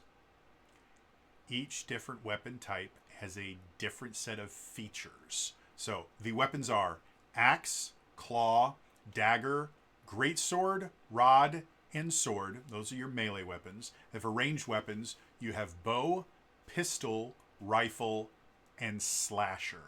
If you know what slashers are super cool boomerangs. So those are every single weapon type in the game. Now, those aren't the only weapons in the game. You have different grades and different things that can modify them, but these are the 10 weapon types. Each different weapon type actually plays differently. And they do still have properties. Like, they have the versatile property. They have the light property, which allows you to, dual wield and stuff like that. There's reach, there's thrown, There's two-handed. There's concealed weapons, which makes it easier to hide them. Weapon finesse is a thing. So that stuff still there. They have a new weapon property called Focus. Basically, wielding a focus weapon counts as having a free hand when casting techniques. Whenever you want to cast a technique, you have to have a free hand to do it with. So if you have like a sword and a shield, you can't technically cast techniques because you don't have a free hand. But the rod, which is a versatile weapon, you can use it one or two-handed, counts as a focus. So you can use it two-handed and still cast techniques with it. So that being said, when we actually get to what we have, first of all, we have mastery features. I think they have a similar number of mastery features that they have in 5.5, but they're actually useful. Like the burst mastery feature, which is exclusive. That was another thing that I didn't like about 5.5, is you had, 2 or 3 weapons that would all have the exact same mastery. Every single weapon type has a different mastery feature.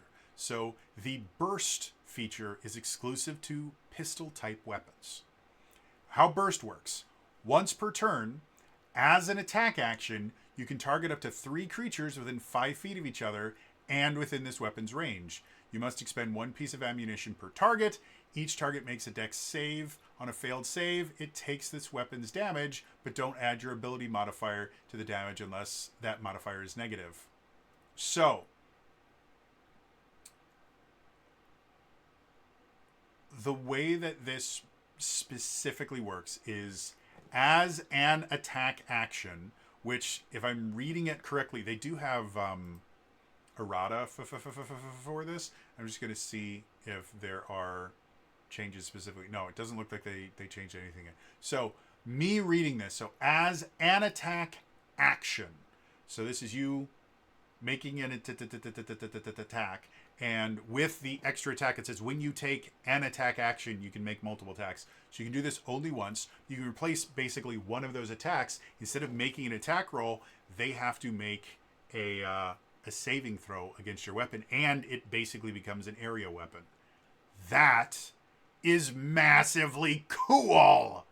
And again, it actually changes how you play your character. It's not just, oh, now I get advantage on the next attack, which doesn't change anything. It just makes it slightly more likely that you're going to hit next time. By the way, they still do have that weapon mastery feature in here. But burst is a really, really cool thing. Cleave, another weapon mastery feature that this one is exclusive to the Greatsword. Once per turn, when you hit a creature with a melee attack using this weapon, you can immediately make a melee attack with this weapon against a second creature within 5 feet of the first that's also within your reach. So you have old school cleaving, which technically kind of exists in 5th edition, but not really. Like, this is just a better version of that. Flurry is a better version of whatever that stupid quick ability is, because it specifically says you only get 1 extra attack, and it just means that you can use your bonus action, which again in this is what is it? Special action. You can use that for something else, and that is exclusive to the dagger. Mark, that's the one. Hi, Mark. That's the one where you just get advantage in your next attack roll. Rend, when you score a critical hit, you roll 3 damage dice instead of 2 on it, so it's an extra critical. Sap, the creature has disadvantage on their next attack roll. So again, and Sap is exclusive to, what is that one? To the Rod. So the thing that mostly casters are going to be using, you can use that to basically bonk them on the head and make sure that at least one of their attacks is going to be made with disadvantage. Again, can be very, very useful. Smash is effectively kind of the great weapon fighting style where you can reroll 1s and 2s. Snipe, ranged attacks ignore half cover and 3/4 cover, because again, they don't have feats to do that. So rifles get the snipe weapon mastery, which is useful. There are some classes that get that as well. I think specifically the ranger hunter gets that. So your mileage may vary. Sunder. When you score a crit or reduce a creature to 0 hit point, you get to make another attack as a bonus action. Volley. Additional attacks. That's a bow property. So yeah, like that in and of itself, very, very cool. And then they have a weapon grade system where you have like grade 0 weapons, your standard weapons. They go all the way up to grade 4, which increases their damage and other things as well. And then we actually get into the actual weapon type. So like for axes, if you wield an axe, which can be one or two-handed, while wielding this weapon, you get a bonus to your defense against range attacks equal to the weapon's grade. So axe wielders have an easier time blocking ranged attacks. So using an axe and kind of being at the vanguard when there are kind of bad guys firing at you, an axe wielder can just kind of get in the way and use their axe to block it. For the bow, their additional properties, the weapon's range increases by 10 feet per grade, and at grade 3 or higher, attacks with this weapon ignore half cover. So that is interesting. The more useful the bow, the further away you can shoot it. Claws, like I mentioned, you can just draw them simultaneously, but they have a variant weapon type called fangs. Daggers, while wielding this weapon, you gain a bonus to agility equal to the weapon's grade. If you're wielding more than one dagger, you must choose which one provides the bonus. But they have a variant weapon type called fists, which allows you to, when you attack using a fist, you can choose the grapple or shove options as if you were making unarmed strikes. And fists, because they are a variant of the dagger, they still have all the dagger properties, including the finesse property. So, yeah, like I said, I mean, I've already gone through some of them. I might as well go through all of the different ones. Additional property for greatswords. When a creature hits you with an attack, you can take a reaction to reduce the damage dealt by an amount equal to the weapon's grade, so you can block with the sword. And then there's a variant of the greatsword called a partisan. Big old spear thing. For pistols. When you wield a pistol in one hand and nothing in the other, you get a +2 bonus to attack powers. And at grade 2, you can target one additional creature with a burst mastery feature. And then at grade 4, you get another one. So you can use a pistol to shoot up to 5 people, and they make saves instead of you shooting at them. And then there's a variant weapon type called a gunblade, which adds the finesse property. You can attack with melee or shoot with it. And the burst mastery changes to the rend mastery feature. Like, it's super cool and amazing and awesome. Rifles. At grade 1, if you hit a creature within 30 feet of you, it does... you can treat any 1 or 2 on a damage die as 3. And then as the higher the grade, the further away you can be and be able to ignore basically 1s and 2s on your damage rolls. And then there's a variant of that called the Vulcan. Range is a little bit shorter, but the snipe mastery is replaced with the burst mastery from the pistol. So you can have a rifle that can burst. It's a machine gun. And then slashers, being within 5 feet of an enemy doesn't impose disadvantage on your attack rolls because it's a ranged weapon. And then at grade 2, when you use the volley mastery feature, you can target up to 3 creatures. You can do 4 creatures. Basically, volleys, if you hit a creature with it, you can attack the people next to it as well, which is kind of how slashers worked in the video games. They would attack groups of enemies. They were really, really useful. Whenever you had a slasher user in your party, you felt really powerful. And then for swords, their additional property. If you're wielding a sword and no other weapons, you get a +1 bonus to defense. Basically, the dueling fighting style. And then when you score a critical hit with this weapon, you can deal extra damage equal to the weapon's grade. But they have a variation of the sword called the double saber, which is a saber staff. And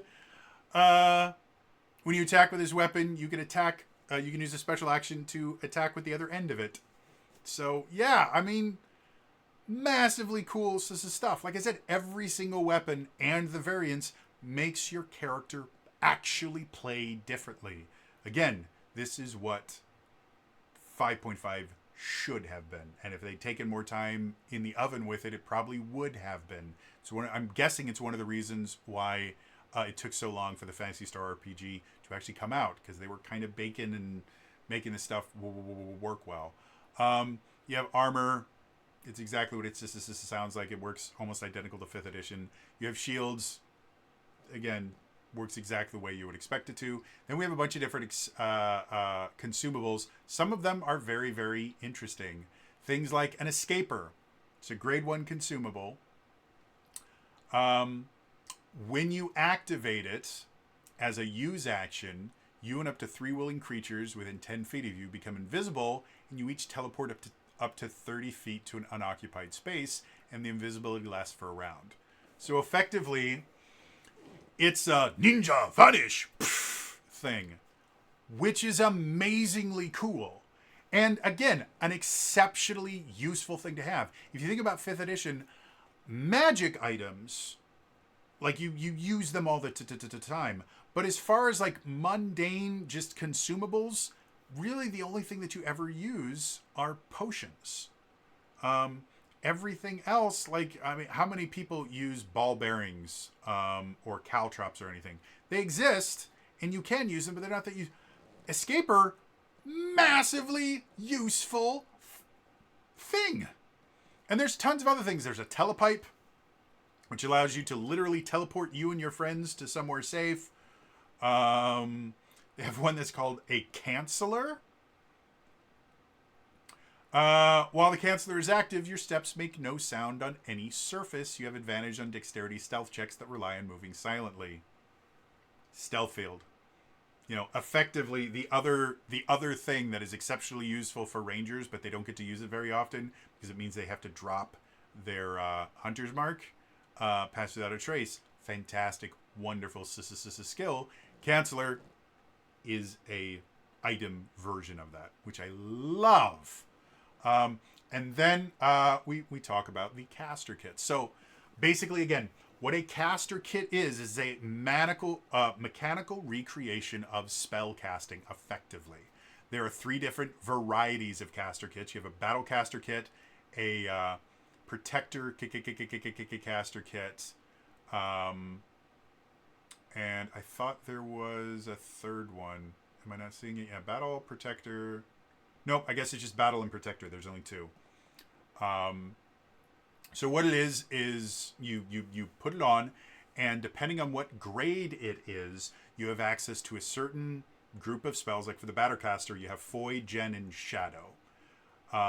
It has 3 charges, and each one of those techniques costs 1 charge. So you basically, it's kind of returning the Vancian magic system. But you can actually upgrade them as you go along, getting access to better techniques and more charges.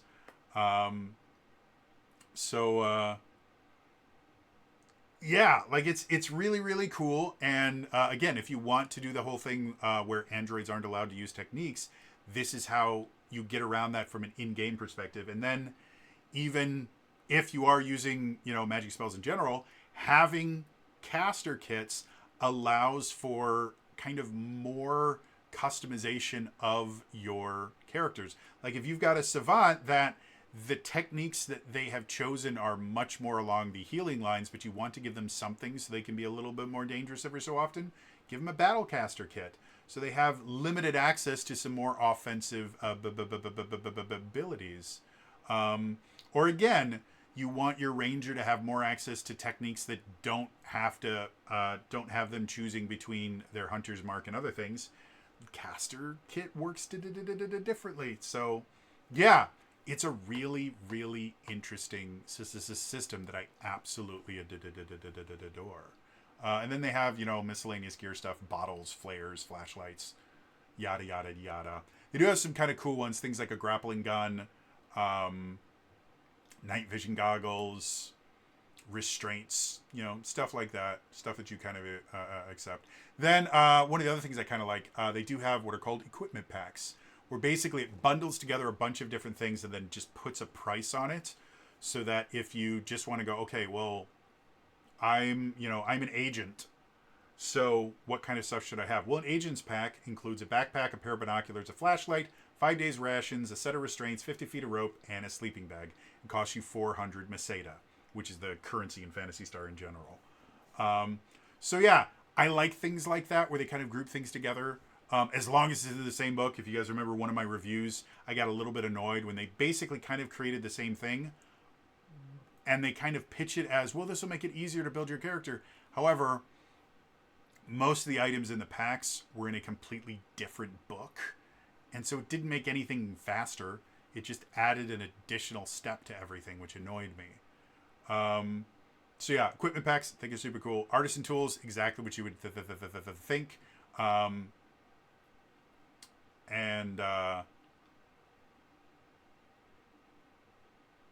Yeah, they do things. So yeah, and then we get they have other tools too: disguise kits, forgery kits, exactly the stuff that you'd think they would need. They have vehicles, which they have everything from like beast mounts, like horses and stuff like that, to bikes, hover cars, hydrofoils, water bikes. All of them perfectly fine. They have price points for like leisure activities. Like if you wanted to go to a movie or virtual gaming, it would generally cost you about 13 meseta. So just some extra stuff for players during their downtime or during the inevitable shopping episode.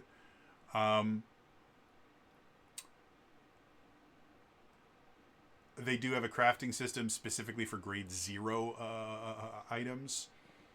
And yeah, that's that. So moving on. Chapter 6. Techniques. So, techniques. This is their spellcasting system. Again, they use a spell point system, what they call technique points in this, but it's a spell point based system as opposed to the Vancian spell slot system. Most classes have access to techniques. I think what one was it? I think the warrior is the only class that doesn't get access to techniques in any way, shape, or form. Everybody else is either a half caster or a full caster, which is perfectly fine. And then they all have their own spell list, their own technique list. Looking through the few techniques that I have, they work. Like, what else can I say? Like, there's a rank 1 thaumaturge technique. It's action, casting time, range of self, duration instant. You can teleport up to 10 feet to an unoccupied space, as you can see. Do I think that's the most useful thing? Not really. Misty Step is generally a second level spell, but allows you to teleport as a bonus action up to, I think it's either 30 or 60 feet. 10 feet is not a great teleportation, but teleportation in general is still very, very useful. And it is entirely line of sight based, so you can teleport through windows and things like that. So there are some uses to it. Then you have other things like Barta is a rank 1 thaumaturge spell. You hurl a shard of ice at a creature within range. It's Ice Knife.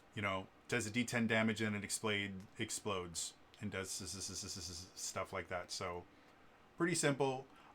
One of the unique things about their system is they have a system called Limit Breach. Limit Breach is something that it's exclusive, I believe, to savants and thaumaturges, so clerics and wizards. And basically what it is, you have to have the class feature that allows you to do it, which you get at level 7.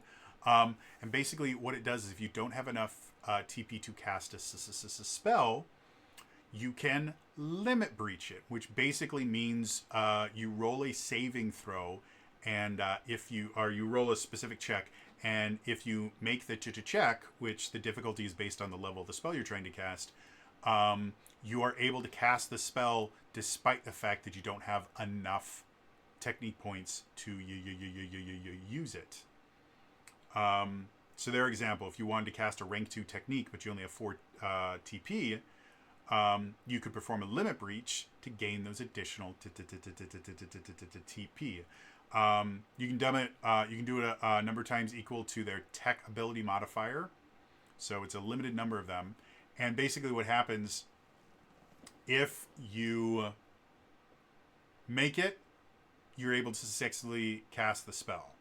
If you don't, you aren't able to cast the spell, you still lose all of your technique points, and you gain a level of exhaustion, which this is 5.5 exhaustion, not 5.0 exhaustion. So basically for every level of exhaustion, you get, I believe in this one, it's double that amount as a negative modifier to all the stuff that you do. And it also reduces your speed. So that in and of itself is very cool. However, they have a variant called a Force Breach. So what it is, as I mentioned before, anything 6th level and higher, you can only cast one of those spells per day. With a Force Breach, you can effectively allow yourself to cast an additional high-level spell, but you have to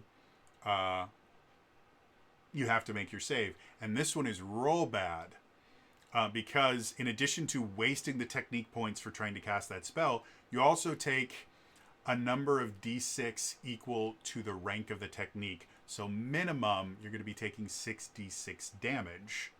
Maximum, you might be taking 9d6 if you're trying to Force Breach a 9th level technique. But it does add an interesting way to play a spell point based system. And again, that's a variant rule, so you don't have to use it, but I think it's a great rule for high level play. Because when the players are doing more damage to themselves than the monsters are, I just have fun. Like, I enjoy that. So yeah, everything else is exactly what you would expect. If you are familiar with how 5th edition spells work, that's how techniques work. They have components and all that other stuff, concentrations of the thing, blah-de-blah-de-blah, right? So, again, they have lots of techniques. I'm not going to go through all of them, but, yeah, a lot of them are taken directly from, the Phantasy Star games, and there's a lot of other ones that aren't. So, yeah, not a whole lot I can say without going through every single one of them. So, one other thing that is kind of interesting is what's referred to as a combo technique. This is super cool. So in Phantasy Star 4, there was this thing where you could set up macros to where you would just click on a button and your party would do a set list of actions, attack, cast spells, whatever. One of the things you could do with the macros is if you had multiple characters cast specific techniques in the correct order, they would do a combo technique, which would just be a super powered up version of a technique. It's massively fun, especially since I don't know if they really talk about it too much in the game. I think they might mention it somewhere, but it's something that you kind of had to experiment around with to learn. So the way combat techniques work in this is effectively, I'll give you an example. One of the combo techniques is called Grand Cross. So in order to initiate a combo, you got to burn some fate points. So another use for that really cool fate point system. You burn 2 fate points, and then you have 2 different types of people. You have the director, who's the one that is starting it, and then you have the participants.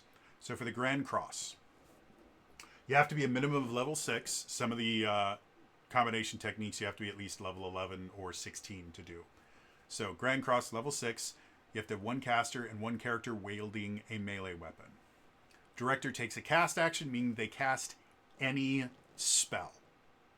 The participant, who must be within range, takes an attack action and makes a melee attack with advantage against the target within its reach. On a hit, the attack scores a critical hit, and the target takes extra damage equal to the ability modifier used in the attack. So, effectively, this allows you to both cast a technique and do an attack. The attack gets advantage, and it's an auto crit.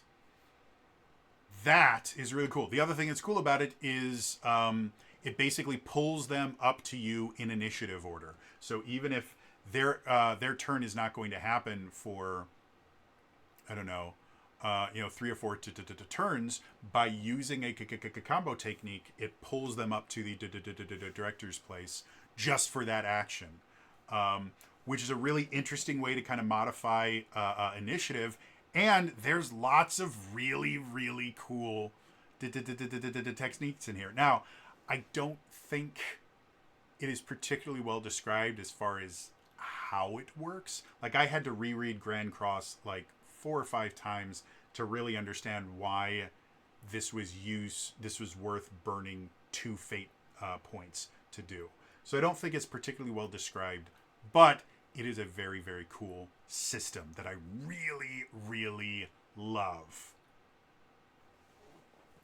So yeah, and they're based off of techniques from the names are based off of techniques from Phantasy Star 4. So if you're a fan of Phantasy Star, it's 100% like just a great like, I see what you did there. So yeah, moving on. Chapter 7. Monsters. Exactly what it sounds like. This is the Monster Manual section.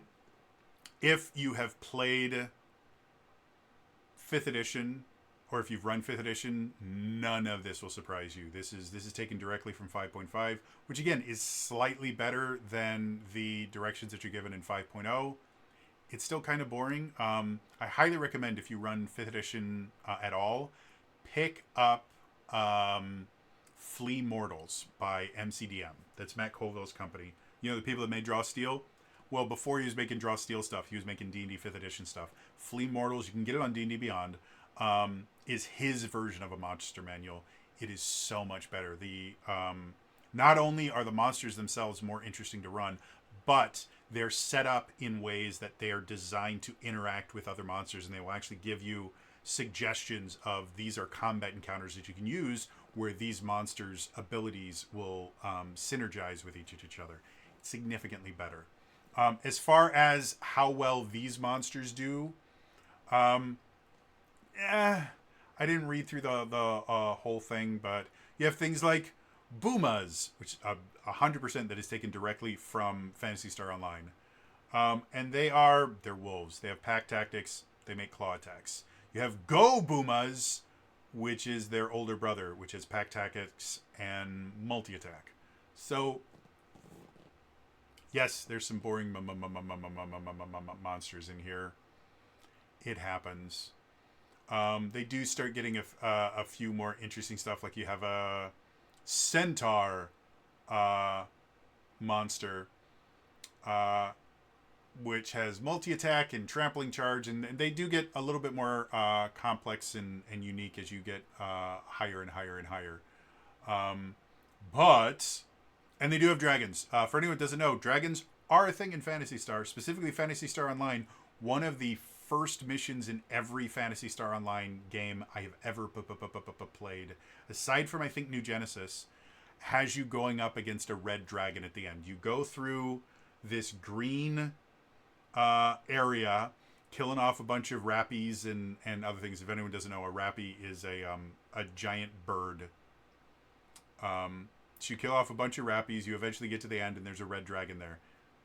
It's been done and redone over and over and over again. I believe in Phantasy Star 1, Episode 1, it was the first mission that you go on, is the introductory mission, was fighting this red dragon. So it shows up at every single one of them. So they do have 3 different flavors of dragon. They have green, red, and gold, which get progressively harder. Green is challenge rating 10, red's 14, gold is 20. Yeah, just more monsters. It's not that big. I really, really enjoy the monster design in Phantasy Star is amazing. Like the monsters are so cool, and in most of the Phantasy Star Giga games, I think all of them, combat is done from a first-person perspective, and so sometimes you will see like the backs of your characters. Other sides, all you see is just what the characters see, and you get these really awesome, really well designed monsters that when they attack, something on them moves. It's hilarious. They're in Phantasy Star 3. There are these giant monsters. They're just these big giants, and they have like a finger sticking up. And when they attack, they just go do do do do do do do do do. So they just go like goo goo goo goo goo goo goo. Then they do shit tons of damage because they're giants. So one of the monsters that I remember vividly from Phantasy Star 2 is called a fan bite. It's a giant praying mantis, and in Phantasy Star 2, whenever they attacked, the sound effect, it sounds like they're quacking. They go whack, and one of their claws would come forward and so would go whack, and then the screen would flash and go bidoo bidoo bidoo bidoo, and then half your hit points were gone. Or no, not a fan bite, a locusta. That's what it's called. I think a fan bite's the souped up version of it. But yeah, they have it in the game, and that just makes me so happy. It's a boring monster. Like again, the Locusta makes 2 rend attacks. Hooray! So I don't think the monsters are that particularly interesting to run. At least the low level versions of them aren't. But you know, they make such perfect use of the source material. Like all of these are monsters I remember fighting. They have rappies in here, and the artwork is adorable for them. So, if you're a fan of Phantasy Star, you're going to love every single one of these because they're taken directly from the Giga games.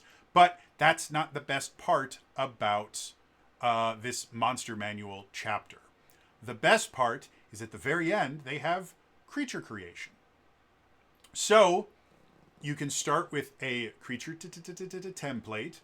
You choose the basic stat block, you determine the statistics, and then you have additional generic traits you can add to them. You have base attacks that you can add to them. And then after that, you have all these other things where it talks about how you can make adjustments and stuff like that, so you can have truly interesting,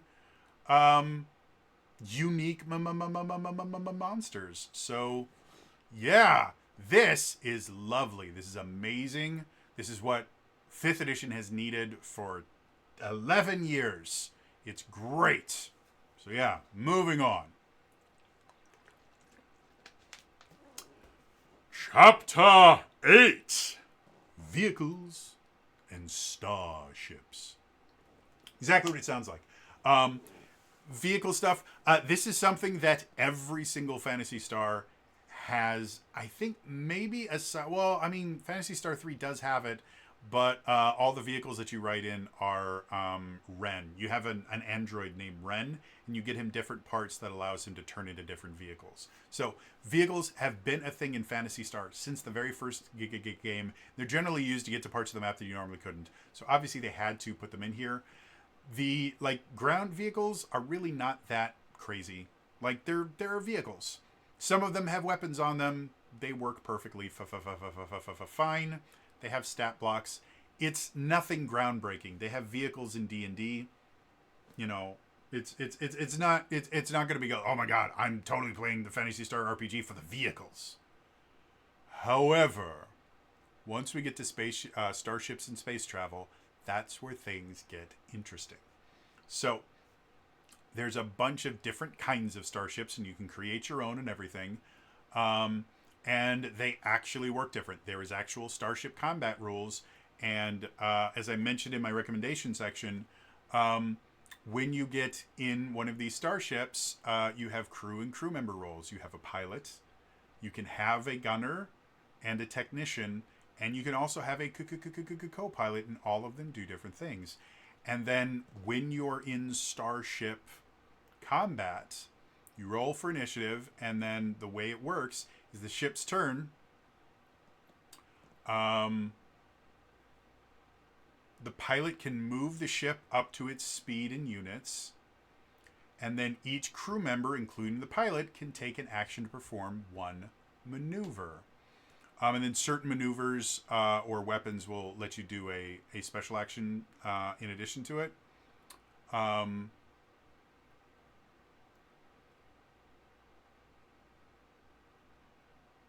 then they have a single pilot variant where if you have like basically if everybody has their own little like fighter ship, single person operation, you get to perform a pilot action, pilot maneuver, and then you can use a special action to do one of the other maneuvers, because you do actually need other crew members in order for the thing to work correctly. And the maneuvers themselves, like pilot maneuvers, attack run. Choose a ship within range, move at least 2 units towards the target, and make a pilot maneuver check against the target's defense. If successful, the next attack from your ship that hits the target deals additional damage equal to your dex mod. You have a break-in maneuver, dogfight, evasive actions, cool stuff like that. Gunner maneuvers. You can attack, do covered fire, focused aim, and then target specific systems. And then your technician maneuvers. Power boost, jury rig, pinpoint targeting, and shield boost. So all of these different things can help modify how the ship works, and it's super, super cool. And again, you as a group get to choose which maneuvers go when. So if you want to start with, the pilot doing attack run and then the gunner doing something, and have the technician go last in case because of what you do it actually damages the ship, then you can do that. On this other hand, maybe something has already happened, like the weapon that the gunner needs to use is broken. You can have the technician deal with that, or the technician can do a power boost and give you extra stuff that you could use, or like it's actually an interesting, useful system. And it makes for an interesting, relatively simple combat system. Like it's not going to be anywhere near as complex as maybe something like Star Trek Adventures, but it has everything that you need to be able to run Starship combat. Like it's really, really cool. Everything about it I just love. And so yeah, they have kind of basic stat blocks that you can kind of customize for each of the different ship types and stuff like that. It's great. It's just great, guys. So yeah, moving on. Chapter 9. Game Master's Tools. It's stuff for the Game Master. Everything from building encounters and XP budgets, all stuff that you've seen before in 5th edition nonsense. They have starship combat encounters and kind of guides on how that can work. Exploration encounters, social encounters, treasure amounts, yada, yada, yada. They do have a section on improvised damage. They have a fear and mental stress section. So effectively, if you want to have a more kind of horror-themed either campaign as a whole or just a section where they're dealing with kind of horror and stress and stuff like that, they have that. They have traps and things like that, and examples on how to build your own environmental effects and stuff like that. Space travel and rules for how that works. A bunch of tables and guides on how to create your own star systems, how to create your own planets, everything like that, which is super cool. So yeah, bunch of very useful tools. Moving on. Chapter 10. Galactic Lore. So this is the lore section, and it's great. It really, really is. It's basically an entire timeline from the beginning of existence all the way up through all of the original Phantasy Star games, with shit tons of amazing artwork.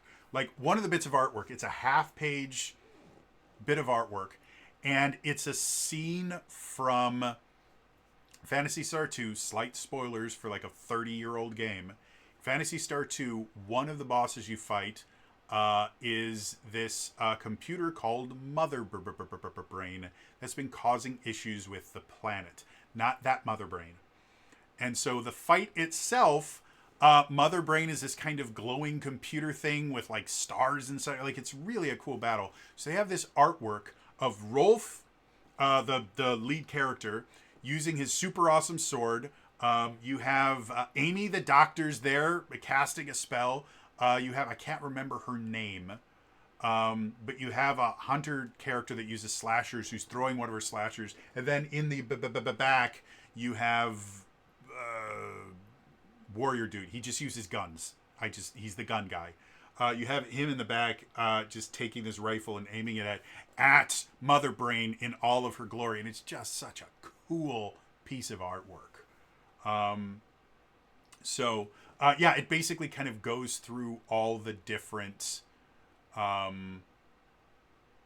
eras of Phantasy Star, and it kind of explains what happens in each one of the games. Like in AW 342, the Battle of Bayamala contains events from the first Phantasy Star. So it gives you a full, effectively history of the Phantasy Star universe. Again, the artwork is just so good in here. And then after all that's done, Phantasy Star Online is technically a different timeline. It's a different reality kind of thing. And so they have the PSO timeline. And it goes through all the stuff that happens there. And then they have an entire section on the Algo system, which is where the 1 through 4 take place. With, again, great artwork. Again, I just absolutely love all this stuff because there's just so much of it that basically just looks like artwork I remember from like manuals and stuff like that, but significantly better. So yeah. And then the final section, adapting existing lore. Basically kind of like, well, how do I deal with, conflicts, because the games were not exceptionally well written. They were still fun, but they had contradictions and stuff like that in there. Effectively, I think, like, eventually you find out that Mother Brain was just a really advanced version of Windows. I'm not kidding. Like, it's a thing. I think they meet Bill Gates in one of them at one point, and there's time travel. Yeah, so they have a whole section on, well, this is how you kind of adapt things and change things so that you can tell stories that are not just retellings of the games and things like that. So good, useful tips and tricks and stuff like that. So yeah, moving on. The final 2 section, Appendices. So Appendix A is Game Series Overview. And this effectively just kind of gives you a better idea of the games themselves and kind of the history of the games themselves. So Phantasy Star, it talks about the birth of a genre and kind of the graphical feats. One of the interesting things about Phantasy Star, the original one, first-person dungeon crawling was not a new thing. It had been around for a little while, mostly on PC games. So things like Eye of the Beholder, stuff like that. First-person dungeon crawl, and I think the Ultima series did it well. But because of the limitations, generally what would happen is when you were doing these dungeon crawls, you wouldn't actually move. You would push forward, and then you would instantly blink to the next area.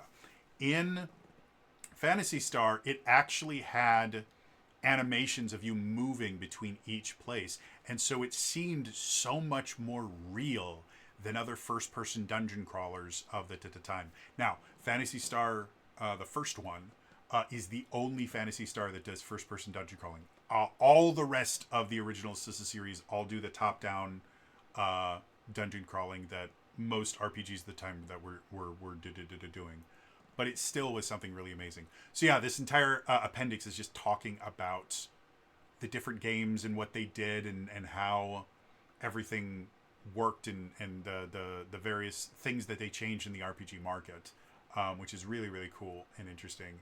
And then Appendix B is sources and references, basically where they got all the information one. Then we have the index. So moving on. 2 final thoughts. So overall, as I've mentioned before, to me, Phantasy Star, the role-playing game, is what 5th edition should have been, with a few kind of caveats. I miss feats. I don't miss them as much as I thought I would. I think this system works very, very well, but it is a very kind of simple system. There is no multi-classing in this. There are no feats, so because of that, the things that are going to make your character unique are effectively going to be the weapon that you choose, which is the first time that's actually been a thing in a D&D game, and then things like the techniques that you choose.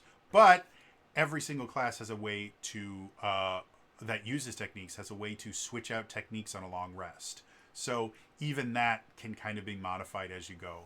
So from that aspect, this is a more limited version of D&D. And if you are a kind of person that really, really enjoys kind of the crunchy nature of TTRPGs in general, and you like crunchier games, you might be a little bit underwhelmed with the choices in this game. That being said, so much of this game, as far as I can tell, just works. And that's the thing that I'm most impressed about it. You know, I talk about this when I reviewed Daggerheart, when I played Daggerheart. Daggerheart is so brilliantly designed that it just works. A lot of things in there seem like when you read them, they shouldn't work, and they just do. This one has a very similar feel. They don't have feats because they don't need them. The most useful feats that most people would always take are built into certain classes. So the classes that would always take them have those features in there, so you don't have to worry about taking a feat that you were already going to take. Like, every single bow ranger always took sharpshooter. You had to. That was like, the class was built around this feat. So it really wasn't a feat, it was a ranger feature. You couldn't play the ranger without having that if you were a bow ranger. You just had to do it. Same thing was true about anyone that used two-weapon fighting. You always took the dual wielder feat. It was essential for you to be able to do that. So they just went, well, if these things are going to be essential, we're just going to bake it into the class and not force people to pretend that this is a choice for them. Everything else about it, like I said, I got really excited doing this review. I think the game itself is very, very, like, this game, they kept claiming it was going to be coming out for like a year. Like, it was always like, coming soon, coming soon, coming soon, coming soon, coming soon, coming soon. It just over and over and over again, and it was getting delayed for so long. And I guess it technically wasn't delayed because they never gave us a date. It was just coming soon. And so I kind of got to the point where it's like, this is going to be Final Fantasy XIV, the tabletop, the RPG. Final Fantasy XIV RPG sucks. It's a board game without a board. And that was kind of what I was expecting with this. And then I picked it up, and I was so impressed that it seems like the reason they kept delaying it and the reason that they just didn't give a date is so that they didn't release it until it was ready. Now, it released in September. By November, they already had an errata document. If you purchase the PDF through DriveThruRPG, or you purchase the physical version, you get the PDF through DriveThruRPG. The errata document is included with the files, so you just have to download it. The errata is not crazy. It is a single page, and it's just some modifications of certain things. So it's not really that big a deal. I don't know if the current PDF already has the errata factored in or not. It does say digital edition version 1.2. So I don't know if the errata is already in here. I could check really easily if I go to Savant. One of the things that the Savant didn't have that they were supposed to have is at level 7, they're supposed to have limit breach.